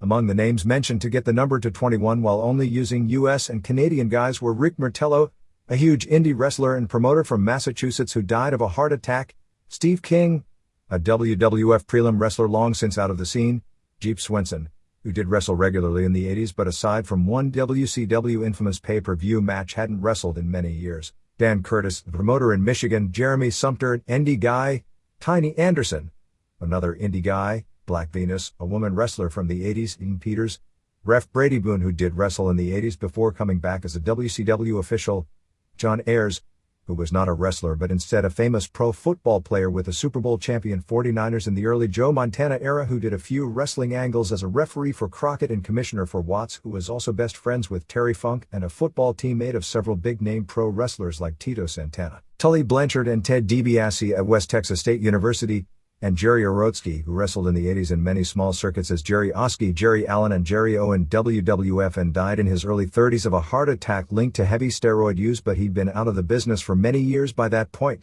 along with all the names listed here before. Ted DiBiase and George South are doing church shows on June 12 in Baton Rouge, Louisiana at Istruma Baptist Church, June 13 in Panama City at Laguna Beach Retreat, and June 17 and June 18 in Birmingham, Alabama at the Royal Rangers Youth Camp. South is also looking for talent to appear on his shows. Send VHS tapes if interested to him at 3638 Farm Lake Drive, Concord, North Carolina 28027. Demolition Axe, King Kong Bundy, Bastion Booger, Mr. Hughes, Cousin Luke, Bambi and Peggy Lee Leather will do a show after a minor league baseball game on July 2nd in Canton, Ohio. A correction from last week in reporting on the PWX show in Pittsburgh where Naoya Ogawa no-showed. They did an angle to recognize Brian Anthony as NWA champion, and on the show on June 5th he was still claiming the title, but he didn't be a guy who they claimed was Ogawa to win it, which I guess was the planned angle, but they did something else. MMA. The USWF is closing down operations until the summer of 2000. The group's main arena, the Amarillo Fairgrounds, which held about 5,000, was torn down to put up a new modern 10,000-seat arena which opens next year. They ran a show on May 22nd at a smaller 2,000-seat building, but promoter Steve Nelson said it just didn't work, due to nets in view of the spectators and the lack of air conditioning. Apparently, even though it was only in the mid-70s, the people were broiling inside, so the idea of doing a show in that building in July didn't seem like a good idea. K1 ran shows both June 5th and June 6th in Zurich, Switzerland and Sapporo respectively. The Switzerland show was the annual card headlined by Andy Hoke, who beat Stefan Ligo via unanimous decision after 5 rounds before a sellout 12,000. Hug is a funny story in that he was a big star in Japan, and in his home country of Switzerland, nobody knew him. Then the media discovered he was a big star in Japan and he became a national idol in Switzerland, to where some of his matches on television are literally as big as the Super Bowl in the United States, and they run one show a year with him on top, which always sells out and has crowd reactions like the hottest thing you've ever seen anywhere. The Sapporo show was billed as Japan vs. the World on the undercard, with two main events. Peter Aerts beat Maurice Smith. With Masaaki Sadake missing the match with an injury, it can't have been a broken leg as originally indicated. I think it was actually a broken finger because he's fighting on June 20th. They brought in Ray Sefo from New Zealand and he beat American Jim Mullen in 45 of the second round. Former pro wrestler Mitsuya Nagai kicked his Swedish opponent low in the third round and the match was ruled a no contest when his opponent couldn't continue. Another former pro wrestler, Yoji Anjo, scored his first K1 victory beating Tommy Glanville, a kickboxer from Las Vegas who fought a few times in MMA in the United States for Extreme Fighting, with a knockout at 2:46 of the second round. Satoshi Honma, who has had 2 fights in Pride with a 1-1 record, made his debut and knocked out Wayne Turner of the United Kingdom in the third round with a leg kick.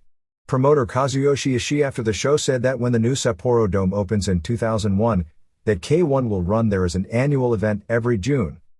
Super Brawl was held on June 1st in Honolulu, and apparently they had this big grudge match on top with Egan Inoue, Inson's brother, against Marcelo Tiger, a student of Helson Gracie.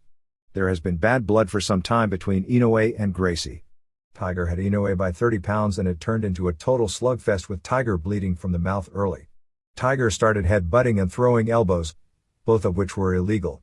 The pace of the match blew both fighters up in the first round. In the second round, Tiger knocked Inoue down and started kicking him on the ground, knocking him out, but since kicking on the ground was illegal, the match was stopped and Tiger was disqualified. The ref stated that Tiger had fouled Inoue 7 times during the match and he didn't want a DQ finish but felt at this point he had no choice. The show included several fighters from Shudo, both of whom won, and 3 fighters from the Frank Shamrock camp, 2 of whom won. There are people claiming the May 29th Shudo match where Kaoru Uno beat Rumina Sato was the greatest match in the history of that promotion, which covers a lot of ground. Former EFC champion Conan Silveira faces early UFC star Patrick Smith on June 12th in D-Land, Florida. Former UFC star Oleg Toktarov is the 4th lead in a movie called 15 Minutes which stars Robert De Niro, Kelsey Grammer and Ed Burns, and Toktarov was scheduled to have been interviewed this week on Entertainment Tonight. ECW. Morale has been way up with the TNN deal appearing imminent. Neither TNN nor ECW has officially announced a deal, but it is expected to be announced within the next week or two, and TNN is selling ads for the show based on a projected 2.0 rating. TNN fell into deep financial holes last year with Roller Jam, selling ads projecting a 2.5 weekly rating when the show wound up doing in the 0.8 range. However, there is little question ECW will have far more appeal than Roller Jam. The most interesting item about this is the change to ECW starting on September 10th when the new show is scheduled to debut unless final negotiations hit a snag. Not only will ECW have to tone down its product to a degree, although blood is going to be allowed on the show, but also the new schedule of 4 to 5 shows per week is going to make it impossible for the wrestlers to continue working a full schedule using the current physically taxing style. Jerome Young, New Jack, was declared not guilty of 2 counts of assault, aggravated assault and assault with a deadly weapon, on June 2nd in Cambridge, Massachusetts in regard to the infamous Eric Kula's November 1996 match in Revere, Massachusetts. The trial was an interesting one from a legal standpoint due to the question of if a savage beating within the confines of a pro wrestling match constitutes criminal assault. However, the verdict probably wasn't reached as an answer to that question.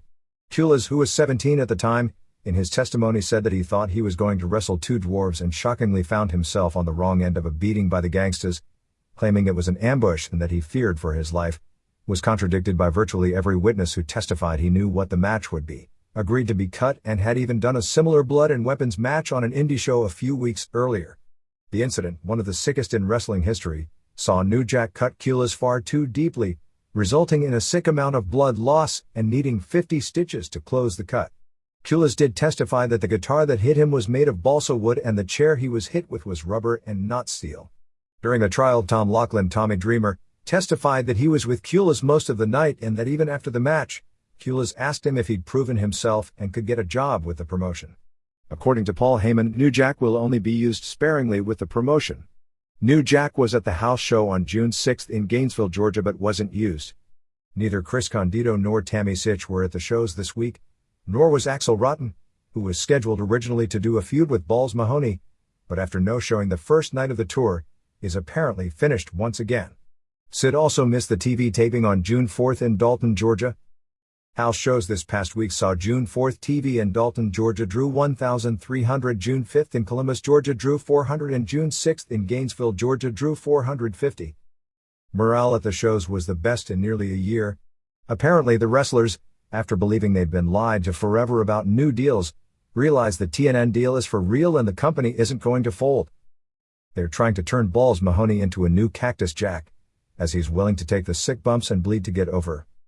They did a backstage angle with Jerry Lynn and Rob Van Dam, who are going to be kept apart for months before brought back together, just teasing for the future. Taz bled hard way from the back of his head from a chair shot by Skull Von Crush in Columbus, Georgia, and didn't work the next night in Gainesville. Taz, who has only worked a few dates in recent weeks since his wife just gave birth, is expected to be back full-time from this point forward. On TV this weekend, largely from Detroit, they showed a clip of the Dudleys powerbombing Mahoney through a table on fire onto thumbtacks. Mahoney was taking bumps on thumbtacks all weekend to get over as a hardcore wrestler. Little Guido beat Nova with the crab after Sal E. Graziano put Nova through a table. After the match, Yoshihiro Tajiri came out and cleaned house on Graziano with dropkicks to the knee. Tajiri was doing 70s Japanese Masa Saito facials. Super Crazy beat Taka Michinoku in 6:37 of the weekly 3.5-star match after a DDT and powerbomb. Crazy looked great.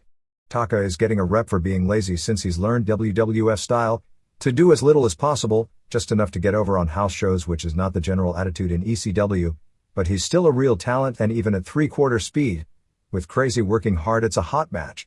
Steve Corino wrestled Tom Marquez. Corino mocked Taz, who came out, but Corino left and Chris Candido came out to wrestle Taz and got choked out in 2:06. Corino is doing the exact same act as Stevie Richards did with Raven, and they even look very similar. The rest of the show was a tease of Just Incredible versus Sabu, but TV went off the air before the match started. They said how Sabu was suspended, but the ref, local guy EC Huck to get him over, said he didn't care about the New York State Athletic Commission and that Sabu would wrestle anyway, and there was a bunch of mic work, and then the show ended when Sid shows up. WCW Nitro on June 7th in Cleveland drew 9,943, which was about 1,000 shy of capacity, with 8,610 paying $182,180 for a really weird show. It was definitely not G-rated wrestling. Hawk came out with a cigarette to wrestle Prince Iaukea. Bischoff, who did commentary for the first hour, said it looked like Hawk had been drinking for 4 straight days. J.J. Dillon came out and told him he couldn't smoke, and he blew smoke in Dillon's face. Bischoff got up and confronted Hawk, who blew the smoke in his face. Bischoff slapped Hawk and they had a pull apart. Bischoff was doing the shoot comments, which weren't nearly as fun the second week. Chastity blew the fire extinguisher. Well, she didn't blow the fire extinguisher, but the fire extinguisher blew in Iaokea's face. Hawk pulled out a table and did a senton off the top onto the table. Fans booed because the table didn't break. Hawk threw Iaokea into the table in the corner again, but it didn't break and fans booed again. Hawk pinned him in 133. Brian Knobbs and Hugh Morris jumped Hawk. Bischoff called Chastity a well-known movie star. Billy Kidman cleaned house for a while, but the big guys destroyed him. Hawk started caning Knobbs, but Knobbs got the cane and gave poor Kidman more punishment. Bischoff said the higher power was initialed VM and that on the other station they'd just keep recycling the same crap. An interesting choice of words. He said WCW had signed Rodman. Recycling the same crap became an even more interesting choice of words. He then said how Vince had a $110 million lawsuit problem and said that unlike Vince, he can go public. By the way, Bischoff figured it was VM and didn't know, and backstage when Raw was on and so many people were watching Raw instead of paying attention to their own live show, he was relieved that it was VM so he didn't look bad. As the ratings show, that was another brilliant move. Scotty Riggs beat Lenny Lane in 6:20 with a rocker dropper. Riggs did the mirror gimmick and Bischoff said that Paul Orndorff did that years ago. Lodi came out and everyone remembered him. Flair convinced Benoit to team with him later in the show against Page and Bigelow. They finally made Flair uncool after so many jealous bookers trying for the past 15 years to do so. Flair was talking seriously about taking time off, but it doesn't look like that's going to happen now. Savage did an interview with the Bucket wearing a red fur coat. Sting came out to accept his challenge to set up the TV main event. This took forever. Nash showed up holding a bag and challenged Savage to come out. Savage told Nash that he's not in his league. Nash said he only brought 1 bag to the ring and Savage brought 3. Nash left. A contortionist came out of the bag and dumped the same recycled crap on Savage's head. It was nearly a disaster as she had trouble unzipping the bag and getting out. Bischoff's laughing was so ridiculously fake and overdone that whatever was funny about it wasn't anymore. Then they had to clean up the ring and the ring crew had to sell the smell, so to speak. Hey, if that was the case, nobody would dare work in that ring. Actually, if you're either old or have a great memory, you'll remember this angle from another era and it was important. In late 1983, Scott Casey dumped a pile of crap on the head of Bobby Jaggers, and the USA Network, obviously under different management, were so repulsed that they pulled Southwest Championship Wrestling off the air.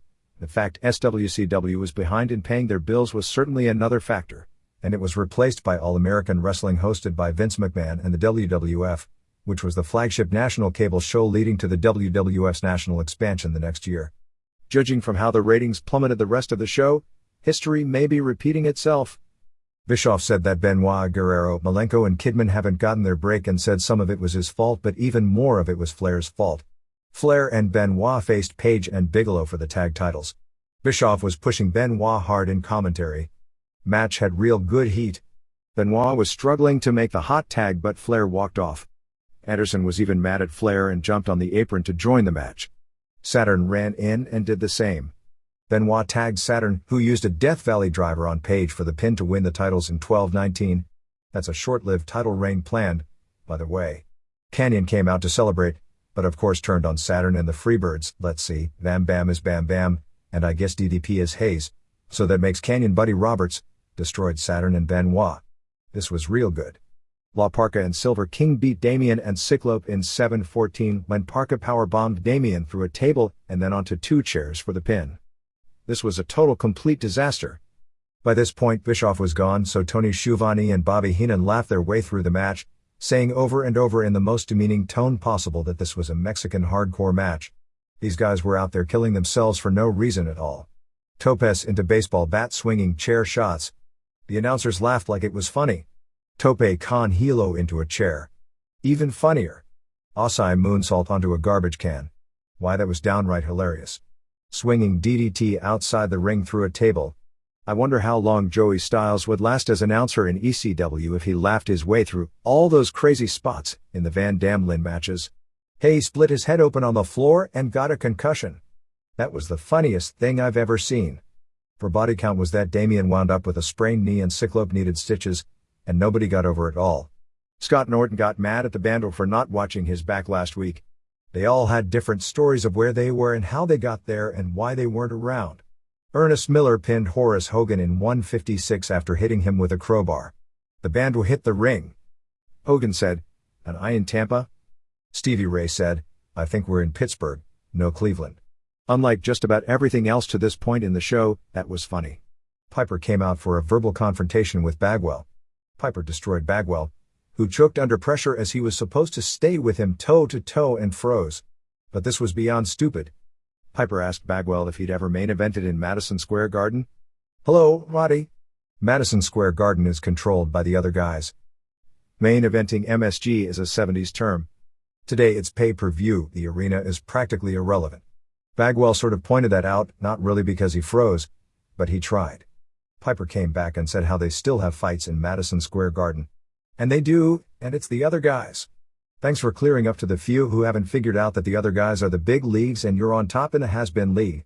Actually, by the time it was over, Piper promised Bagwell a big push if he beat Flair and became president. Great. Bagwell, another guy who doesn't do house shows, is in line for a big push. Savage's girl seduced Nash. Stupid Nash jumped in the limo and they slammed the door. Savage drove it a few yards and jumped out in a Humvee, ran into the limo. They spent $50,000 to get a 2.7 quarter. They also never updated Nash's condition on the air. For the millions, it's still millions, of viewers have no idea if he's going to be in the main event on the pay-per-view in 6 days. They told people to click onto the WCW website, where Bischoff tried to hint that it was Sable who was the driver. Was this bad taste or what? Heenan even said, "It doesn't look good," using the same tone Lawler did when he came back from being near Owen Hart. This is one sick business. Mysterio Jr. beat Duncombe via DQ in 4:21 when Hennig interfered. The size difference was ridiculous, but what else is new? Hennig and Connon were dueling on the mic, which was okay. Mysterio Jr. cut his mouth and was bleeding pretty bad from it. Connon of course made the save. The Steiners did an interview. They acted as if it would be Steiners versus Sting and a partner, theoretically Luger, on the next pay-per-view but didn't actually say it, since it's not happening. Maybe it'll be Sting versus Rick. Disco, as a shoot, told Bagwell he choked and challenged him to a match. Bagwell won with a blockbuster in 8:01. Sting beat Savage via DQ in 4:21 when Savage, who absolutely can't work a lick anymore, piledriver ref Johnny Boone and then attacked ref Mickey J. Sting made a comeback on Savage but the Steiners hit the ring and Luger made the eventual save. Whatever happened to Tank Abbott, who last Monday was the focal point of the entire show? Jericho was on the road working house shows but wasn't used on Nitro. Ted DiBiase, who is still under contract to WCW although he's never used, was asked to come back and manage Van Hammer, Eric Watts, and Evan Karagis. He was supposed to debut on the May 31st Nitro but wasn't there. Conan suffered a concussion at the Thunder tapings on May 27. The May 31st Nitro match with Hawk vs. Kidman was a replacement as Hawk volunteered for the match since Hugh Morris was injured. Super Colo's head injury remains serious. Norman Smiley is out of action with neck problems. One of the reasons Abbott looked so lost in the cage match is that not only was he given little if any direction, but he hasn't even been to camp. David Flair started this week at the power plant. The idea is to get Torrie Wilson hooked with Rick. Lex Luger complained about doing the monster truck angle but eventually did it. WCW has expressed interest in Sid.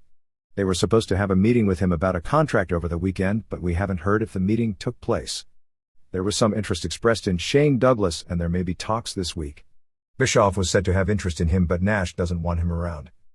The Elio Di Paolo show will be June 11th in Buffalo and thus far the advance is less than 6,500 tickets. Among the old-timers scheduled to appear are Stu Hart, who sent word this past week that he would be coming, Red Bastian, Billy Red Lyons, Dick Bayer, Waldo Von Erich, Tony Parisi, Johnny and Greg Valentine and John Tolos. Bismarck Jr. may need ankle surgery. Villano Quattro should be back in about 6 weeks. WCW continues to have interest in signing Yokozuna despite the fact he's banned in every commission state. Add Kevin Nash comic books to the list of wrestlers with their own comic book which now includes Undertaker, Steve Austin, and Mick Foley. The WWF guys are with Chaos Comics and the Nash book is from Next Entertainment. House shows this weekend saw June 4th in Cincinnati draw 4,193 paying $125,835 at the 17,500-seat First Star Center. June 5th in Columbus, Ohio drew 2,604 paying $72,340 and June 6th in Athens, Ohio drew 3,192 paying $57,622. Cincinnati had Sting over Flair on top with Mysterio Jr. over Jericho and Benoit over Kidman underneath. The other two nights had Mysterio Jr. and Kidman over Jericho and Benoit with Sting over Page on top. Merchandise for the week was $101,478 or $5.46 per head. Nothing appreciably new in regards to Goldberg. He underwent knee surgery and will be out until late July and is still trying to renegotiate his contract. The June 9th Rochester, New York show was canceled when only 869 tickets were sold, so there will be an off day on a Northeast tour between a June 8th show in Johnstown, Pennsylvania and June 10th in Syracuse. At the June 8th WCW Saturday night tapings, very little to write about. Dark tryout matches were given to Conan Chris Walker and to Shark Boy among others. Jimmy Hart added Jerry Flynn to his first family which includes Hugh Morris and Brian Knobbs. Best matches on the show were Kaz Hayashi over Blitzkrieg and La Parka beating Damien. WWF. The June 27th King of the Ring pay-per-view will be Vince and Shane McMahon vs. Austin in a ladder match with 100% of the company's stock and the CEO title in the envelope above the ring. Undertaker vs. Rock for the WWF title and the core tournament with quarterfinal matches of Mr. Ass vs. Shamrock, Big Show vs. Kane, Road Dogg vs. Chyna and X-Pac vs. Holly. Mick Foley had both his knees scoped by Dr. James Andrews this past week and is expected out of action until late July. Undertaker has been bothered even more of late by an arthritic hip and his back cramping. Savio Vega has been cleared to return and they shot an angle with him as referee to build for his comeback at Super Astros this week. Gangrel has an inflamed elbow that has needed to be drained several times but is continuing to work through it. The new schedule starting in late August will be 4 days per week, Saturday through Tuesday. There will be occasional Friday night shows but we're told that will be the exception to the rule. Every Monday will be a live Raw and every Tuesday will be a taping for the Thursday SmackDown show. The only Sundays that will be tapings will be pay-per-view Sundays. The Heat show will be changed, although exactly what it will be changed to isn't definite. They may tape Heat along with Shotgun and Super Astros on the Monday and Tuesday tapings, or it may become a magazine-style show. The Raw show on June 7th in Boston drew a sellout 13,430, paying $306,959. The show opened with a lengthy Vince interview. Since, in Bischoff's word, they recycle so much crap, I was starting to think the higher power was Dr. Zarian. He challenged Shane to put up his 50% and he'd put up his 50% winner-take-all. The CM came out. Vince was on the screen. They introduced the greater power as Vince, which was a major letdown. Before they did this, Undertaker talked about the day of reckoning being here, using the same words Martha Hart said to Vince at the funeral. Did I mention what a sick, depraved business this has turned into when the people writing think all forms of reality are just something that leads to minor modifications of the script? Linda and Stephanie McMahon came out and said they'd had a board of directors meeting that day and announced Austin as the new CEO. I guess the WCW writers were handling this show because how could they have had a board of directors meeting for a new CEO before it came out that Vince was the greater power? I guess it'll come out next week that Vince left a copy of the script of this week's show on the desk, so they found out earlier. Austin announced a bunch of matches for the show. Acolytes beat Gangrel and Edge in a tag title match when Bradshaw pinned Gangrel after a clothesline in 321. Bad match. Hayes and Hardy Boys attacked Christian after the match and Edge saved him and they brawled to the back. They had a hard time putting out the fire for the Brood's ring entrance and it actually off-camera caused a minor panic. Show, Shamrock and Test were all told they could pick their match by Austin. Show challenged Undertaker for the title. Shamrock challenged Vince to a Lion's Den match. Test asked Stephanie out for a date. Those two need to go to acting school on their date. A handicap match with X-Pac and Kane vs. Shane ended when Rodney and Pete Gas returned under Undertaker and Mankind masks interfering for the DQ in 1 minute. Patterson and Briscoe attacked them after the match. Kane destroyed Rodney and Pete after the match. There was no explanation regarding Rodney and Pete's loss in the loser leaves WWF match. Rock vs. Triple H in a cast match where Triple H had to wrestle with his leg in a cast went 122 before Undertaker interfered and gave Rock and Tombstone and Show made the save. Deborah beat Nicole Bass in a bikini contest. Everyone booed Nicole. She gets a better reaction at bodybuilding shows, I guess. These fans just don't appreciate the dedication of hard training and watching one's diet that goes into creating a body like hers. She sort of looked like Jim Hellwig with a boob job. Bass gave Venus a lame guitar shot, splitting Venus' head hard way, and then when he got mad, she dumped him. They made a point that Val isn't used to being dumped. At least not by men. GTV changed from GDTV showed PMS wearing towels coming out of the shower making fun of how small the manly parts of Mr. Ass, Venus and Dustin are. Godfather beat Mr. Ass in 217 when Dog gave Ass a pump handle slam. Draws and Prince Albert both threw up. Not sure if they were watching Nitro on the monitor or picturing Nicole in bed in their minds. Snow beat Draws in a hardcore match fought mainly in Legends Sports Bar after Snow hit him with a plant, not a stripper in the audience but an actual potted piece of vegetation, in 258. Vince beat Shamrock in the Lion's Den when Jarrett hit Shamrock with a chair and Vince put him in the ankle lock in a few seconds. Most of the live crowd missed it because the cops were taking flashers out of the building. Taker vs. Big Show had a surprising lack of heat, ending when Show choke slammed Taker through the ring at 6:51 so the match had no winner. Show choke slammed both Acolytes and Midian after the match. In some of the stuff before the Raw show, Bob Holly beat Kurt Angle in a match where Angle looked good. Like he's just about ready. The best match on the entire card was Sho Funaki and Taka Michinoku over Papi Chulo and Super Loco, ECW Super Crazy, in 6:27 but the crowd was chanting boring anyway.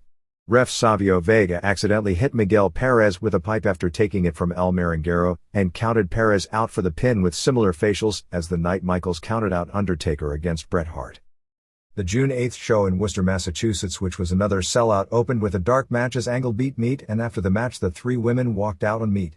For Heat, Brood beat Hayes and Hardy Boys in an elimination match.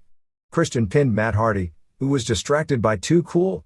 The former too much dressed up as hoodies to do a spoof on Conan and Mysterio Jr. Henry and Brown beat Acolytes via DQ when Midian and Viscera interfered. Jarrett and Deborah were doing an interview when Test challenged Jarrett to a title match. Kane and X-Pac vs. Big Show and Holly ended when Holly refused to tag Show, so Show choke slammed him and walked off, leaving him to be pinned. Venus beat Draws, but after the match Draws and Fat Albert pierced his nose. Jarrett vs. Test had a ref bump and Shamrock interfered and ref Harvey Whippleman downtown Bruno from Memphis being brought in as a heel ref, counted the pin. Tim White came out to tell him about the interference but he didn't care. Then Deborah started whispering in his ear and he ruled Jarrett the winner. Dog and Shamrock beat Gunn and China. Shamrock walked out on Dog chasing Jarrett. China gave Dog a low blow but Dog still pinned Gunn. Triple H ran down and they destroyed Dog, and then destroyed X-Pac when he came for the save, until Kane made the save and choke slammed China. In between the shows, Godfather beat Blue Meanie and Too Cool beat Mike Hollow and Julio Sanchez. Raw started with the CM interview with Vince and Shane announcing all the gimmick matches. Told this was a real bad show. Patterson and Briscoe came out as faces mad at Vince for what he did to Stephanie. So Vince ordered them to wrestle Mideon and Viscera, which is punishment because not even Patterson has a prayer of getting a match out of them. Dog vs. Gunn in a dog collar match saw Gunn come out in a neck brace. Dog said Kane was behind and Gunn turned his head, and they had the match. China low blowed Dog and Gunn used the famouser for the pin. Rock challenged Undertaker for a title match at Core, and he accepted, but Vince said only if Rock could beat Taker in a non-title match on TV first. Ivory won the women's title from Deborah when Bass interfered. Said to be unbelievably bad. The idea was to get the belt off Deborah and into the hands of a worker, but Ivory doesn't qualify as that. Test. Blindfolded beat Bossman via DQ and Bossman destroyed him with the nightstick until Stephanie McMahon did a run-in. X-Pac beat Show via countout. Show didn't want to wrestle him since Vince ordered the match, but X-Pac said he'd fight him. X-Pac hit him with a spin kick and he just walked out. Kane was involved as well. It was said this came off pretty bad. Shamrock, in a straitjacket, beat Jarrett, who wasn't, in a non-title match with a triangle choke. Vince ran out and took the key, yes, I bet you didn't. Now there are keys to straitjackets, and ran away, so I guess Ken is still stuck in it. Patterson and Briscoe vs. Mideon and Viscera never took place as Pete and Rodney attacked Patterson and Briscoe, and then Mideon and Viscera just left them laying. Acolytes beat Kane in a handicap match after a few chair shots and double team moves. Rock vs. Taker turned into a three-way, adding Triple H in. It was a drubbing until Taker tripped and thought China did it and attacked Triple H. Rock pinned Triple H after the rock bottom and People's Elbow. After the match, Taker and Triple H fought with each other, bringing out the CM to break them up. Austin came out, and this may have been after the cameras went off, stunning everyone in sight, particularly Triple H and China several times each for nearly 10 minutes. On the Billboard charts, the WWF album was number 96 with 14,614 units sold. The new Insane Clown Posse, they were supposed to return at the tapings this week but didn't. Record debuted at number 4 on the charts, having sold 140,902 units its first week. Former WWF St. Louis local promoter Larry Matuzik, on KMOX radio with Jeff Gordon, not the race car driver, regarding the Raw tribute show to Hart, called Vince the most unethical man I've ever met in my life. He has no soul, no heart. He's not a human being. It's all about money and ratings, and he won't change a thing. Aaron O'Grady has been sent to work for EMLL in Mexico. Negotiations with Shane Douglas fell apart, and we're told far more was made of them than was ever really a story. They had one meeting and WWF made an offer and wanted him to take a complete physical and a drug test because a lot of people advised them he was damaged goods. His agent came back with a demand in the $350,000 per year range, and the WWF pulled their offer. Mark Canterbury is close to being released to wrestle after his severe neck problems. Heat on June 6 from Nassau Coliseum saw in a core qualifier, Dog beat Godfather in 58 seconds when Gunn accidentally hit Godfather with a chair. Ross interviewed the Acolytes and Brood came out and left them in a bloodbath. In a core qualifier, Show choke slam Draws in 57 seconds. Austin gave Draws and Albert stunners after. For IC belt, Jarrett NC Henry when Ivory attacked Deborah and Austin stunned Henry. Shamrock beat Meat in 3:39. Jarrett hit Shamrock with a guitar and he juiced. Austin came out and stunned Meat and Jarrett. Core qualifier, Kane pinned Test with a tombstone in 3:01 of a really bad match. Core qualifier, China beat Venus when after the lamest ref bump of Earl Hebner, Triple H hit a low blow and China used the pedigree for the pin in 2:13. Austin came out and stunned Venus and 3 refs. This week's shows were June 5th in Springfield, Massachusetts, drew 5,239, paying $118,345, and June 6th Heat at Nassau Coliseum drew a sellout 11,461, paying $284,602. In Springfield, which was several thousand shy of capacity. They didn't advertise matches, only that wrestling comes to Springfield. Hardy Boys with Hayes in the corner versus Too Much was a very good opener, and Ass vs. Dog was also a hot match. Main event was Rock over Bossman in a match where neither man broke a sweat, and Show over Viscera in a 90 seconds body slam match. Springfield was the first regular house show since Hart's death, and there was no mention of him at all. Judge Timothy Easter of Hickman County, Tennessee sentenced a man to 10 days in jail for wearing a Steve Austin t-shirt in court. The defendant, Dana King, had 3 DUI charges against her. King's attorney appealed, claiming the judge overstepped his authority and that wearing a Steve Austin t-shirt isn't something that could be considered contempt of court. The Reader's Pages. Owen Hart. I read you coverage of the amazing life and tragic death of Owen Hart with great interest. In fact, I awaited the issue impatiently, knowing you would supply a sane voice amid all the furor. I'd like to add my own observations to those of your other readers. Though my dad has been a lifelong wrestling fan, I only came to be one about 1 year ago. I don't know if I'm not a typical wrestling fan. I'm not wanting bigger, more dramatic displays. While I deeply admire Mick Foley, I don't think his public would be disappointed if he cuts back on his hardcore exploits. I sure wouldn't. His kids would also stand a better chance of having a daddy whose brains aren't patty melt in their teen years. I'd like to see fewer implants. What is this? Small-breasted women aren't attractive? Fewer facelifts and fewer low blows. I wouldn't have been impressed by Owen Hart being lowered to the ring last Sunday. I hope the flying entrance has been eliminated from wrestling's playbook. I wish we hadn't found out how dangerous it was this way.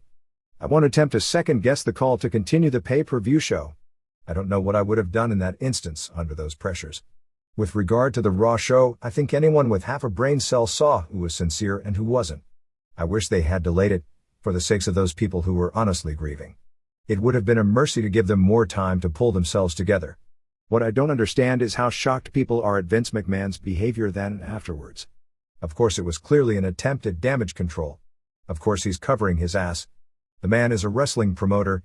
He's of the class of person who exploits his performers, backs out of paying them until the last minute, forces them to pay their own medical insurance and travel expenses, books them until the only way they can keep up with their schedule is to resort to drugs, locks them out if the word union comes up, and keeps as many performers as possible as freelancers so they can dump them if they become inconvenient. The only difference with Vinnie Mac and the others is that he's been able to do all this bigger, glossier high-profit shows, and he affects a much larger number of people than the wrestling promoters of the past.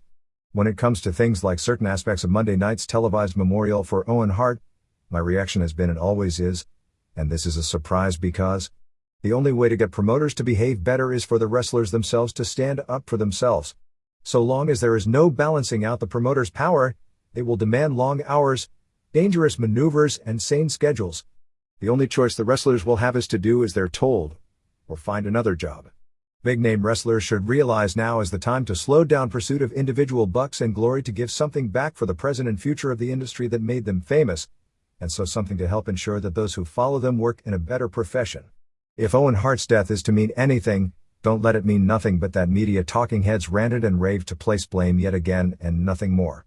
Let us spur wrestlers to take some power back into their own hands, rather than leave it with promoters whose main advantage lies in exploiting them. I like professional wrestling for the athleticism, the choreography, the characters, and the storylines. I would like to see more of all those things and less of dangerous, health-crippling stunts, and of sad, avoidable accidents like the one which killed Owen Hart. Tamara Pierce Leba. New York, New York. Response from Dave Meltzer: I don't think anyone who has followed McMahon's career is all that surprised about his behavior. Perhaps that's why he's taking so much heat. Because he did exactly what people expected, probably for the exact reasons people expected him to do so, and those reasons aren't very pretty. I have deep sympathy for the Hart family in their time of mourning, and I can empathize with them since I have also lost a loved one in a sudden, violent accident. After 20 years, I've never completely gotten over it. Along with my condolences, I have some personal insight to offer them. I wish they could learn from my mistakes. Many accusations are made in moments of grief that are later regretted. The first reaction is to lash out anyone or anything in an effort to find answers when there aren't any, to place blame where there is none to be found. In most families, the grief is dealt with and allowed to heal in private. The Harts have been afforded no such luxury. The media-feeding frenzy of the school shootings re-emerged to a lesser degree during the coverage of Owen Hart's death. Some reports struck a condescending tone. Some feigned token concern. Some were sincere. But after all, this was still only wrestling. The idea in a lot of people's minds was still costumed freak dies in freak accident at the freak show. Wrestling is hot right now. It was inevitable that a vulnerable Hart family was put on display to run a gauntlet for which nobody can ever be prepared. In their grief, a flood of emotional disorientation was unleashed. On TV channel, a Hart family member was praising the wonderful wrestling fans for their loyal support throughout the years and in their time of need. On another channel, a Hart family member is blaming the bloodlust of the fans for creating the environment which led to their brother's death. Will somebody tell me which side I should be on? I didn't know Owen, but I loved him as a performer. How was I supposed to enjoy watching him without supporting the diabolical WWF? Should I support Brett since he works for such a wonderful, benevolent company that would never allow such a horrible accident to happen? Although I can understand where he's coming from, I was troubled by the statement by Bruce Hart in The Observer where he talked about the Raw tribute show saying the poor brainwashed marks will feel better because they're celebrating someone's life instead of having to be pissed off about somebody's death. I admit to watching that show with a lump in my throat and a tear in my eye. If that makes me a brainwashed mark, I'm guilty as charged. It's the brainwashed marks who have loved and supported the Hart family for all these years. For decades, pro wrestling was a secret society where the fans were kept oblivious to the inner workings of the business. The Hart family has always been a big proponent of maintaining this secrecy, even long after the concept was passé.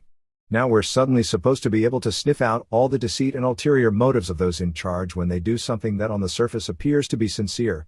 Nobody knows what was really on the minds of Vince McMahon or Steve Austin, or anyone else taking heat in the wake of this tragedy. An incident such as this tends to put into perspective just how meaningless grudges are. I'd like to think Austin put his relatively petty squabble with Hart to rest in order to honor his memory. I can give him the benefit of the doubt, but I also can understand why the Hart family may not be able to. As for whether the show should have been stopped, there was no time to ponder it to a logical conclusion. A lot of people think it was a mistake to continue. In hindsight, that may have been the best decision in terms of a sympathetic gesture, but there were other aspects that I haven't seen addressed. I'm sure there were hurried discussions with the police, the WWF and the building management about the immediate situation and maintaining the integrity of the accident scene.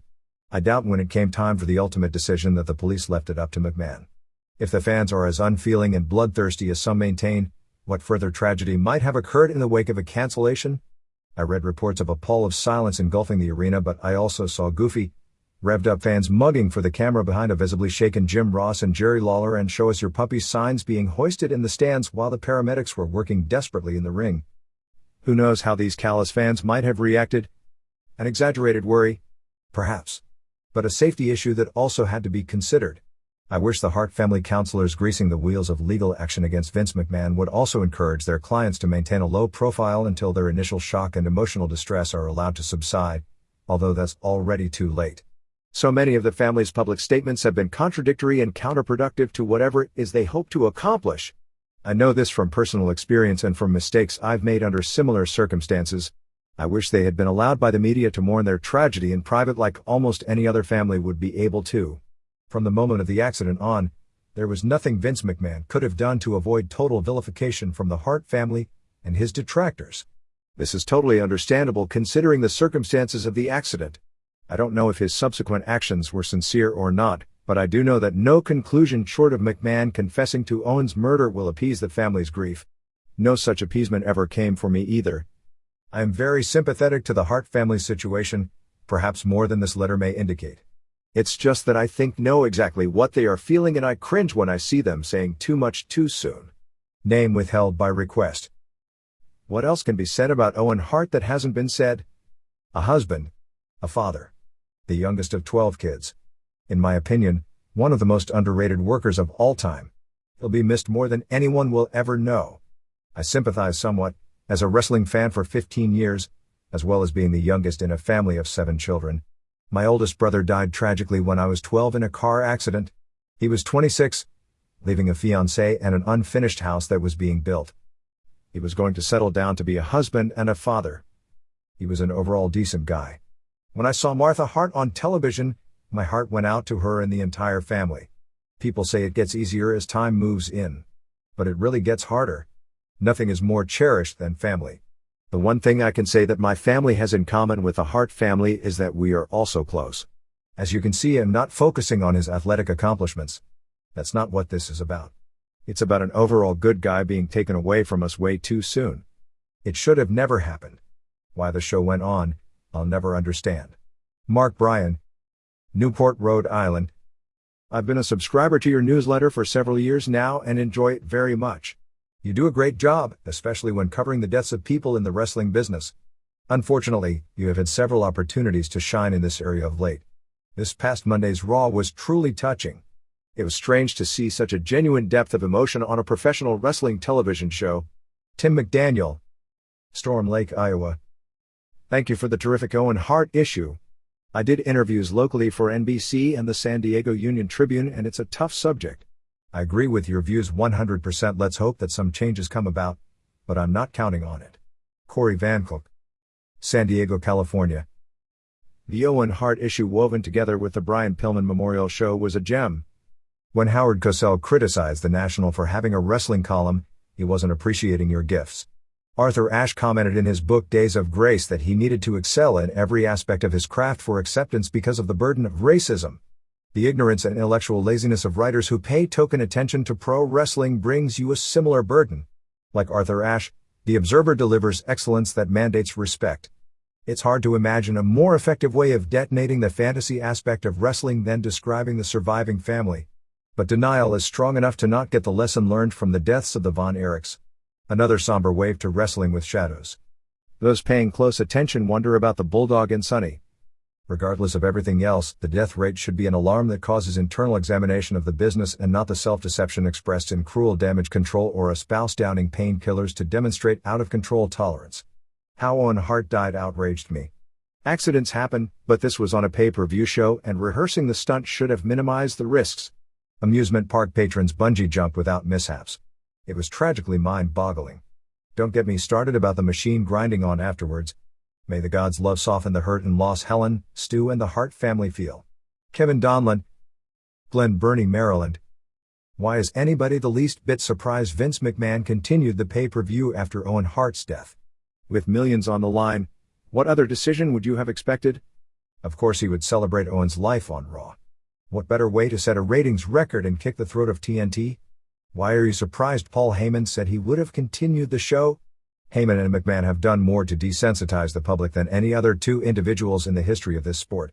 What I've been discouraged about is the Observer's general enthusiastic support of ECW and the WWF. About the only criticism of the WWF product you have is that they are still pushing the product toward kids.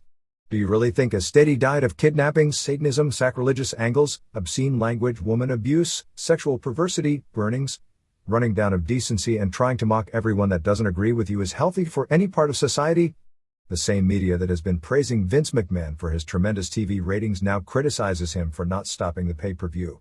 How long do you think it will be before New Jack or Tommy Dreamer take a bump from high above and people run around and pretend they may be dying so they can shoot an angle people will believe? Do you really think Paul Heyman has more integrity than to exploit the death for an angle like that? You'd hope this incident would make the wrestling companies back off, but it won't happen. I know all the answers. You can turn off your television set. You should control what your kids watch. It's censorship. They all fall about upon closer examination. Our society practices censorship all the time. Why don't they show X-rated movies in prime time on the networks? Why didn't they show videos of people dying in the school shootings or in car wrecks? Why don't people use the F word and the N word whenever they feel like it on television? There is a need for standards. Unfortunately, having standards would mean less money for the industry.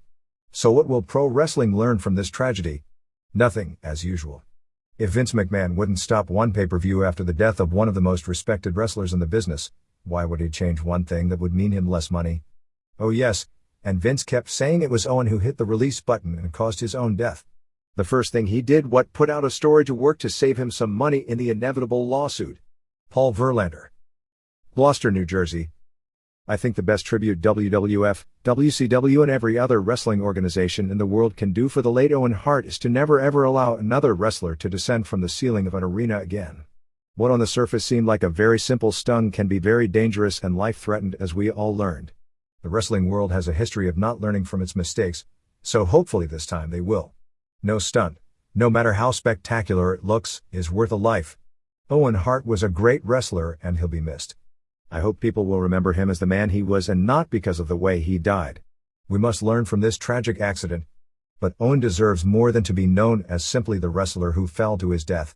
He deserves to be remembered as the man who loved his family, his friends, his fans, and loved to perform. Greg Davidson. Van Nuys, California. Last Sunday I watched the pay-per-view with some friends and along with them, was shocked with the accidental death of Owen Hart, the same way I was shocked earlier when Brian Pillman's death was announced. I called friends and told them what happened and none believed me until I said it over and over again. I spent the rest of the week in long conversations with others asking all the questions everyone else was asking. A friend asked why the event didn't stop and I told him why you couldn't. A live event is like a shark. It has to keep going. There is no way to inform people that someone has died and you have to go home. You can't go on the PA and make an announcement without causing something uncontrollable. As heartless as it seems, most of these fans are going to want a refund. Box offices are designed to take money in, not give money out. Refunding everyone's money on the spot isn't going to happen.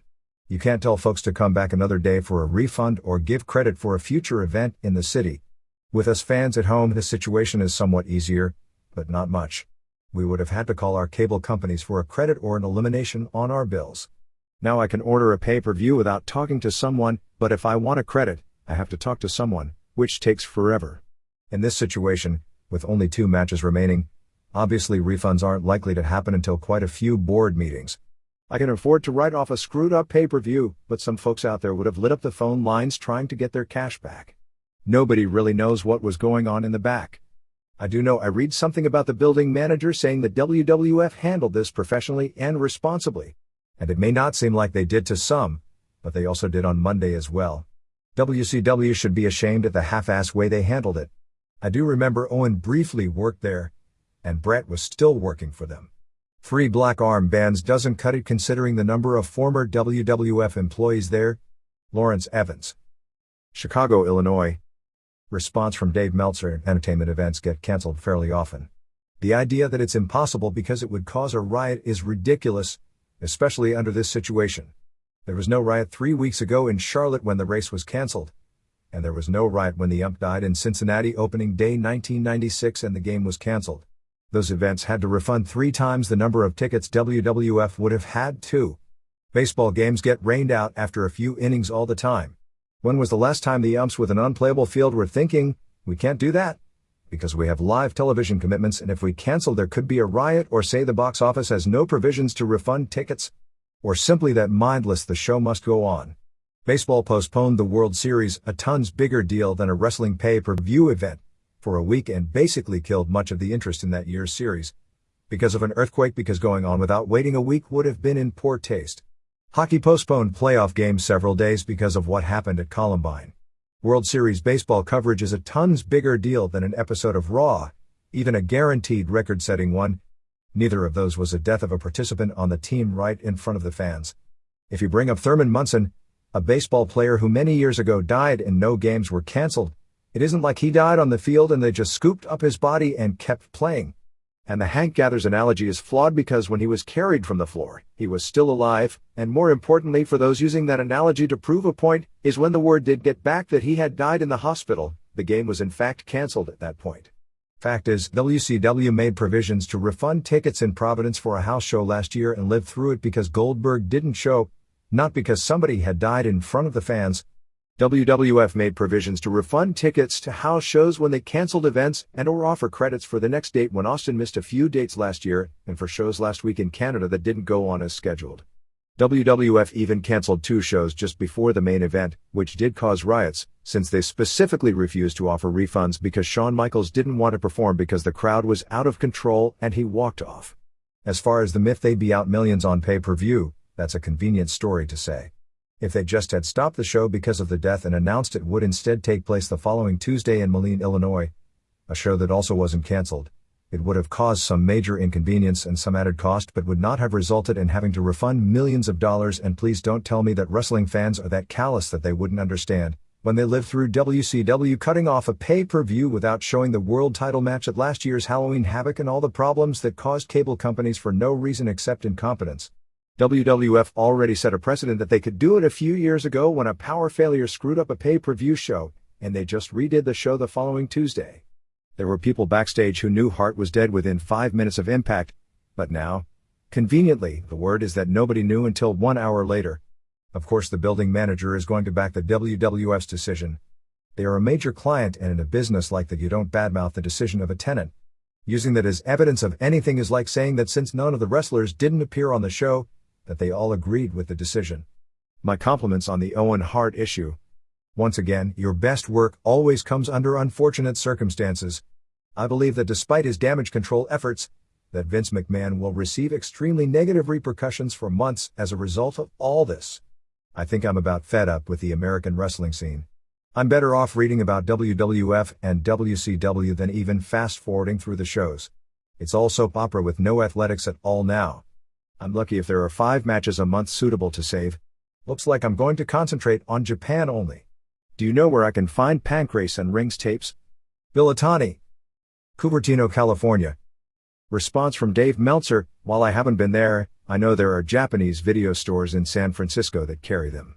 I spent a reflective weekend with the Observer and memories of Owen Hart. Once more, I'm awed by how you shine in these trying circumstances.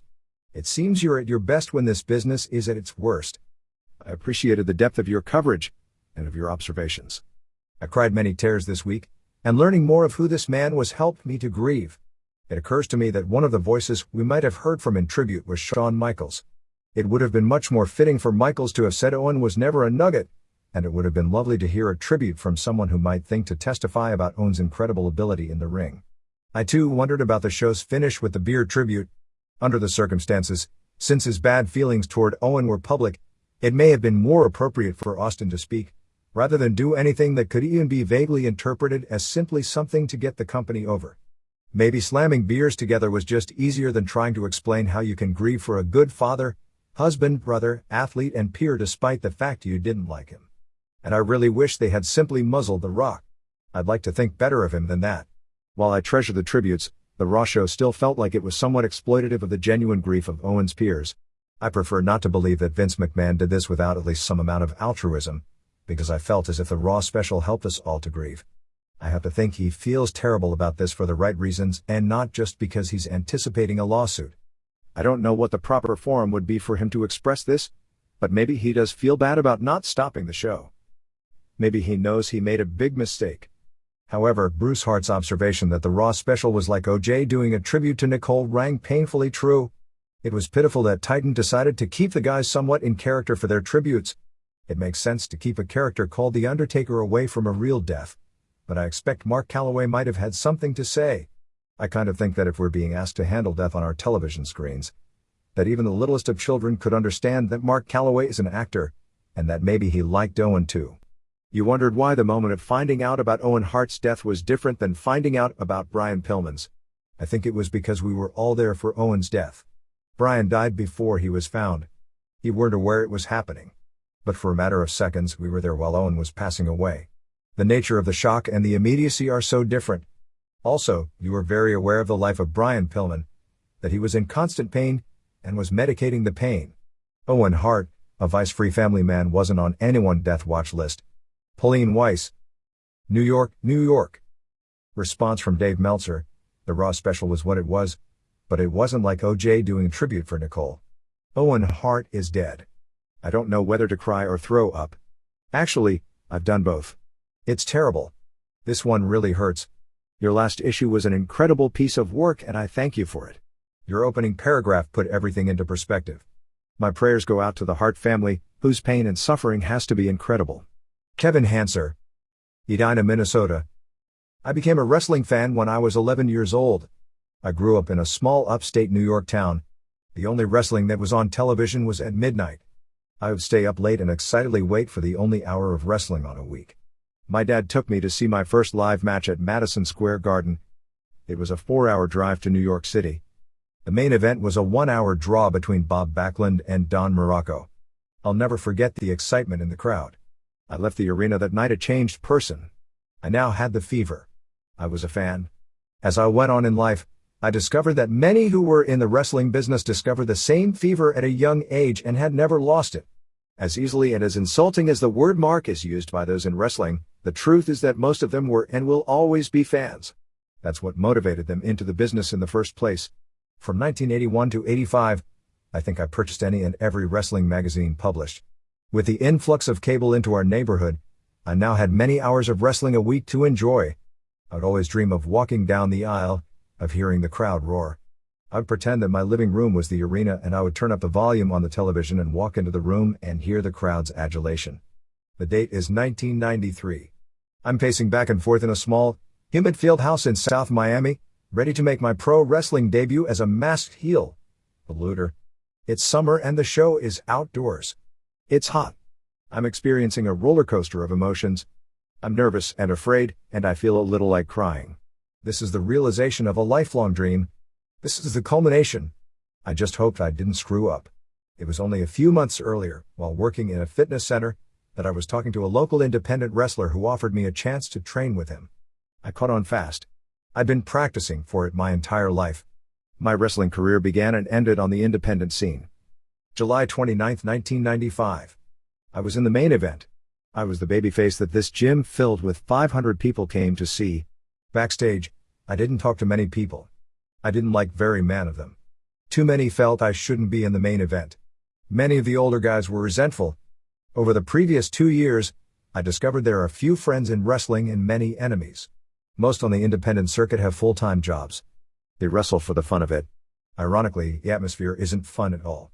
It's not unlike high school, complete with cliques, gossip and jealousy. There's an argument about the spots during my match. The finish was changed a half dozen times. For what I wonder? We're not in Madison Square Garden. This is a small high school gym. This would be my last match. My dream wasn't fun anymore. It was like being at the carnival and watching the Ferris wheel from a distance and thinking how cool it was, and then when you ride it, it isn't that great at all. I walked away content to stay a wrestling fan. That was still fun. I remained a fan until now. But wrestling is a lie. It's a big lie. All those involved with the business have to lie. But, they rationalize, it's a fun lie. Nobody is really fooled. The fans know. The wrestlers know. Everyone ends up happy. This is what has made wrestling of sorts an innocent lie. The fans are entertained. The wrestlers get paid. Nobody is seriously hurt. But it's no longer an innocent lie. The fun lie has ruined real life. Wrestlers have died and been badly injured. These are the hazards of the business. Drugs have been involved at times. These instances haven't shown any precedent other than society's problems affect all arenas. And then a young man fell 91 feet to his death. For no reason. Accidents sometimes happen and sometimes they aren't preventable. The company that he worked for tried to save as much money as they could by continuing the show and keeping his death a secret from the live audience, knowing that any crowd he'd felt would have been completely destroyed by the truth. The same company the next night then used his death as a medium to draw a record rating and get his wrestlers over. Wrestlers have used various questionable tactics to push themselves in the past, but if wrestling has degenerated to the point that known enemies of Owen Hart needed to go on television and cry and swear undying friendship on television in an attempt to get themselves over, then something is wrong. Very wrong. After almost 20 years as a fan, the fire is gone. I can't watch it anymore. Wrestling is a farce. It can be a fun farce. Fun, as long as we don't consider what happens in the real world. It was fun to be a fan once. Knowing what I know, it isn't fun anymore. Greg Fisk. Boston, Massachusetts. Allow me to preface this letter by making it clear that as a fan of Owen Hart, whatever personal grief I may have felt is microscopically small compared to that felt by Owen's actual family members. When I merely attempt to imagine the agony they are going through, it is very painful. What follows in no way constitutes any attempt to influence the Hart family and any actions they take down the road, including litigation. They must do what they feel in their minds and hearts is right and nobody else can make the decision for them. Vince McMahon has had many positive effects on the wrestling industry in the past 15 years. He's also had some negative effects. He's taken a lot of heat for some of these negative effects, and oftentimes deserves them. But the recent barrage of attacks on McMahon in the wake of the Hart tragedy are, in my opinion, more than a bit excessive. McMahon was Hart's employer and Hart died in a terrible accident at work. He has the responsibility to try and find out the answers as to why one of his employees was killed on the job. He may very well be held financially accountable for Hart's death. Here's where the blame and finger-pointing should stop. It bothers me to read articles from mainstream journalists and see quotes from a variety of sources all enraged at McMahon for directly bringing the changes in the industry that led to Hart's death. It bothers me even more to think the average non-wrestling fan reads these stories and may actually think McMahon killed Owen Hart. Let's examine this. Does McMahon deserve blame for allowing his promotion to change, to become more violent, more sexually oriented, and overall more dangerous? If the answer to this question is yes, we must also blame Paul Heyman for introducing is to the table smashing, the profanity, the catfighting that we all know and love, and for telling us how family entertainment wrestling, the very thing the Harts cherished, was lame and passé. We have to blame Eric Bischoff for signing people like Sabu and Public Enemy and putting them on Nitro. We should blame Bischoff for the decision to compete with McMahon and force McMahon's hand into making changes to compete. We should blame Bischoff for doing this rope stunt almost every week for months on Nitro and making viewers so desensitized to it. We should blame Steve Borden for making us think it was no big deal, that any athletic man in his 30s can do it without a second thought. We should blame Mick Foley, New Jack, Sabu, Terry Funk, and Atsushi Onita for raising the bar and freely admitting they have little or no concern for their own bodies while in the ring. And we should blame wrestling fans for marking out for Steve Austin's profanity-laced tirades, drooling when Deborah unbuttons her blouse and when Rock delivered all those chair shots on Mankind, and for booing when Lance Storm delivers a lame chair shot. Wrestling isn't where it is because McMahon one day made a decision that he wanted a show that would make Jerry Springer seem tame and in good taste. It is where it is because of a long, gradual series of events based on decisions by many people. I don't blame McMahon for sending Hart into the rafters. Singh's done it dozens of times. Pat Croce did it at a 76ers game. You yourself said in the 329 Observer that you'd do it. It was supposed to be safe. Obviously it wasn't. But whatever happened, there was no way for McMahon to know. Even though I've never met McMahon, I've got to believe that had he had any inkling of an idea that it wouldn't be safe on this night, he'd have never allowed Hart to leave the floor at Kemper Arena. As I watch wrestling these past few weeks, I keep feeling that I just wish everything would return to normal. For the Hart family, this may be impossible. For the rest of us, we've had to deal with these kind of losses far too many times before, and we always get over it, and we'll get over this. But I've got a feeling this time it will take a lot longer and be a lot more unpleasant. Barry Johns, Rincon, Georgia. Response from Dave Meltzer: the myth in all this is it's the same stuff that Sting, Bischoff, and Pat Croce did. It wasn't in what I talked about, which really wasn't all that different from an amusement park drop zone type of ride. They had a hook and double backups guarding against exactly what happened. I read a story about one of them, I believe at an NHL game, where the cable broke, but since there were backups, the guy had to hang there from a second cable for a few minutes until he was rescued. But even then, when the cable broke, he was in no real danger. Because Hart wasn't supposed to make a graceful landing, all those backups were removed and it was many times more dangerous.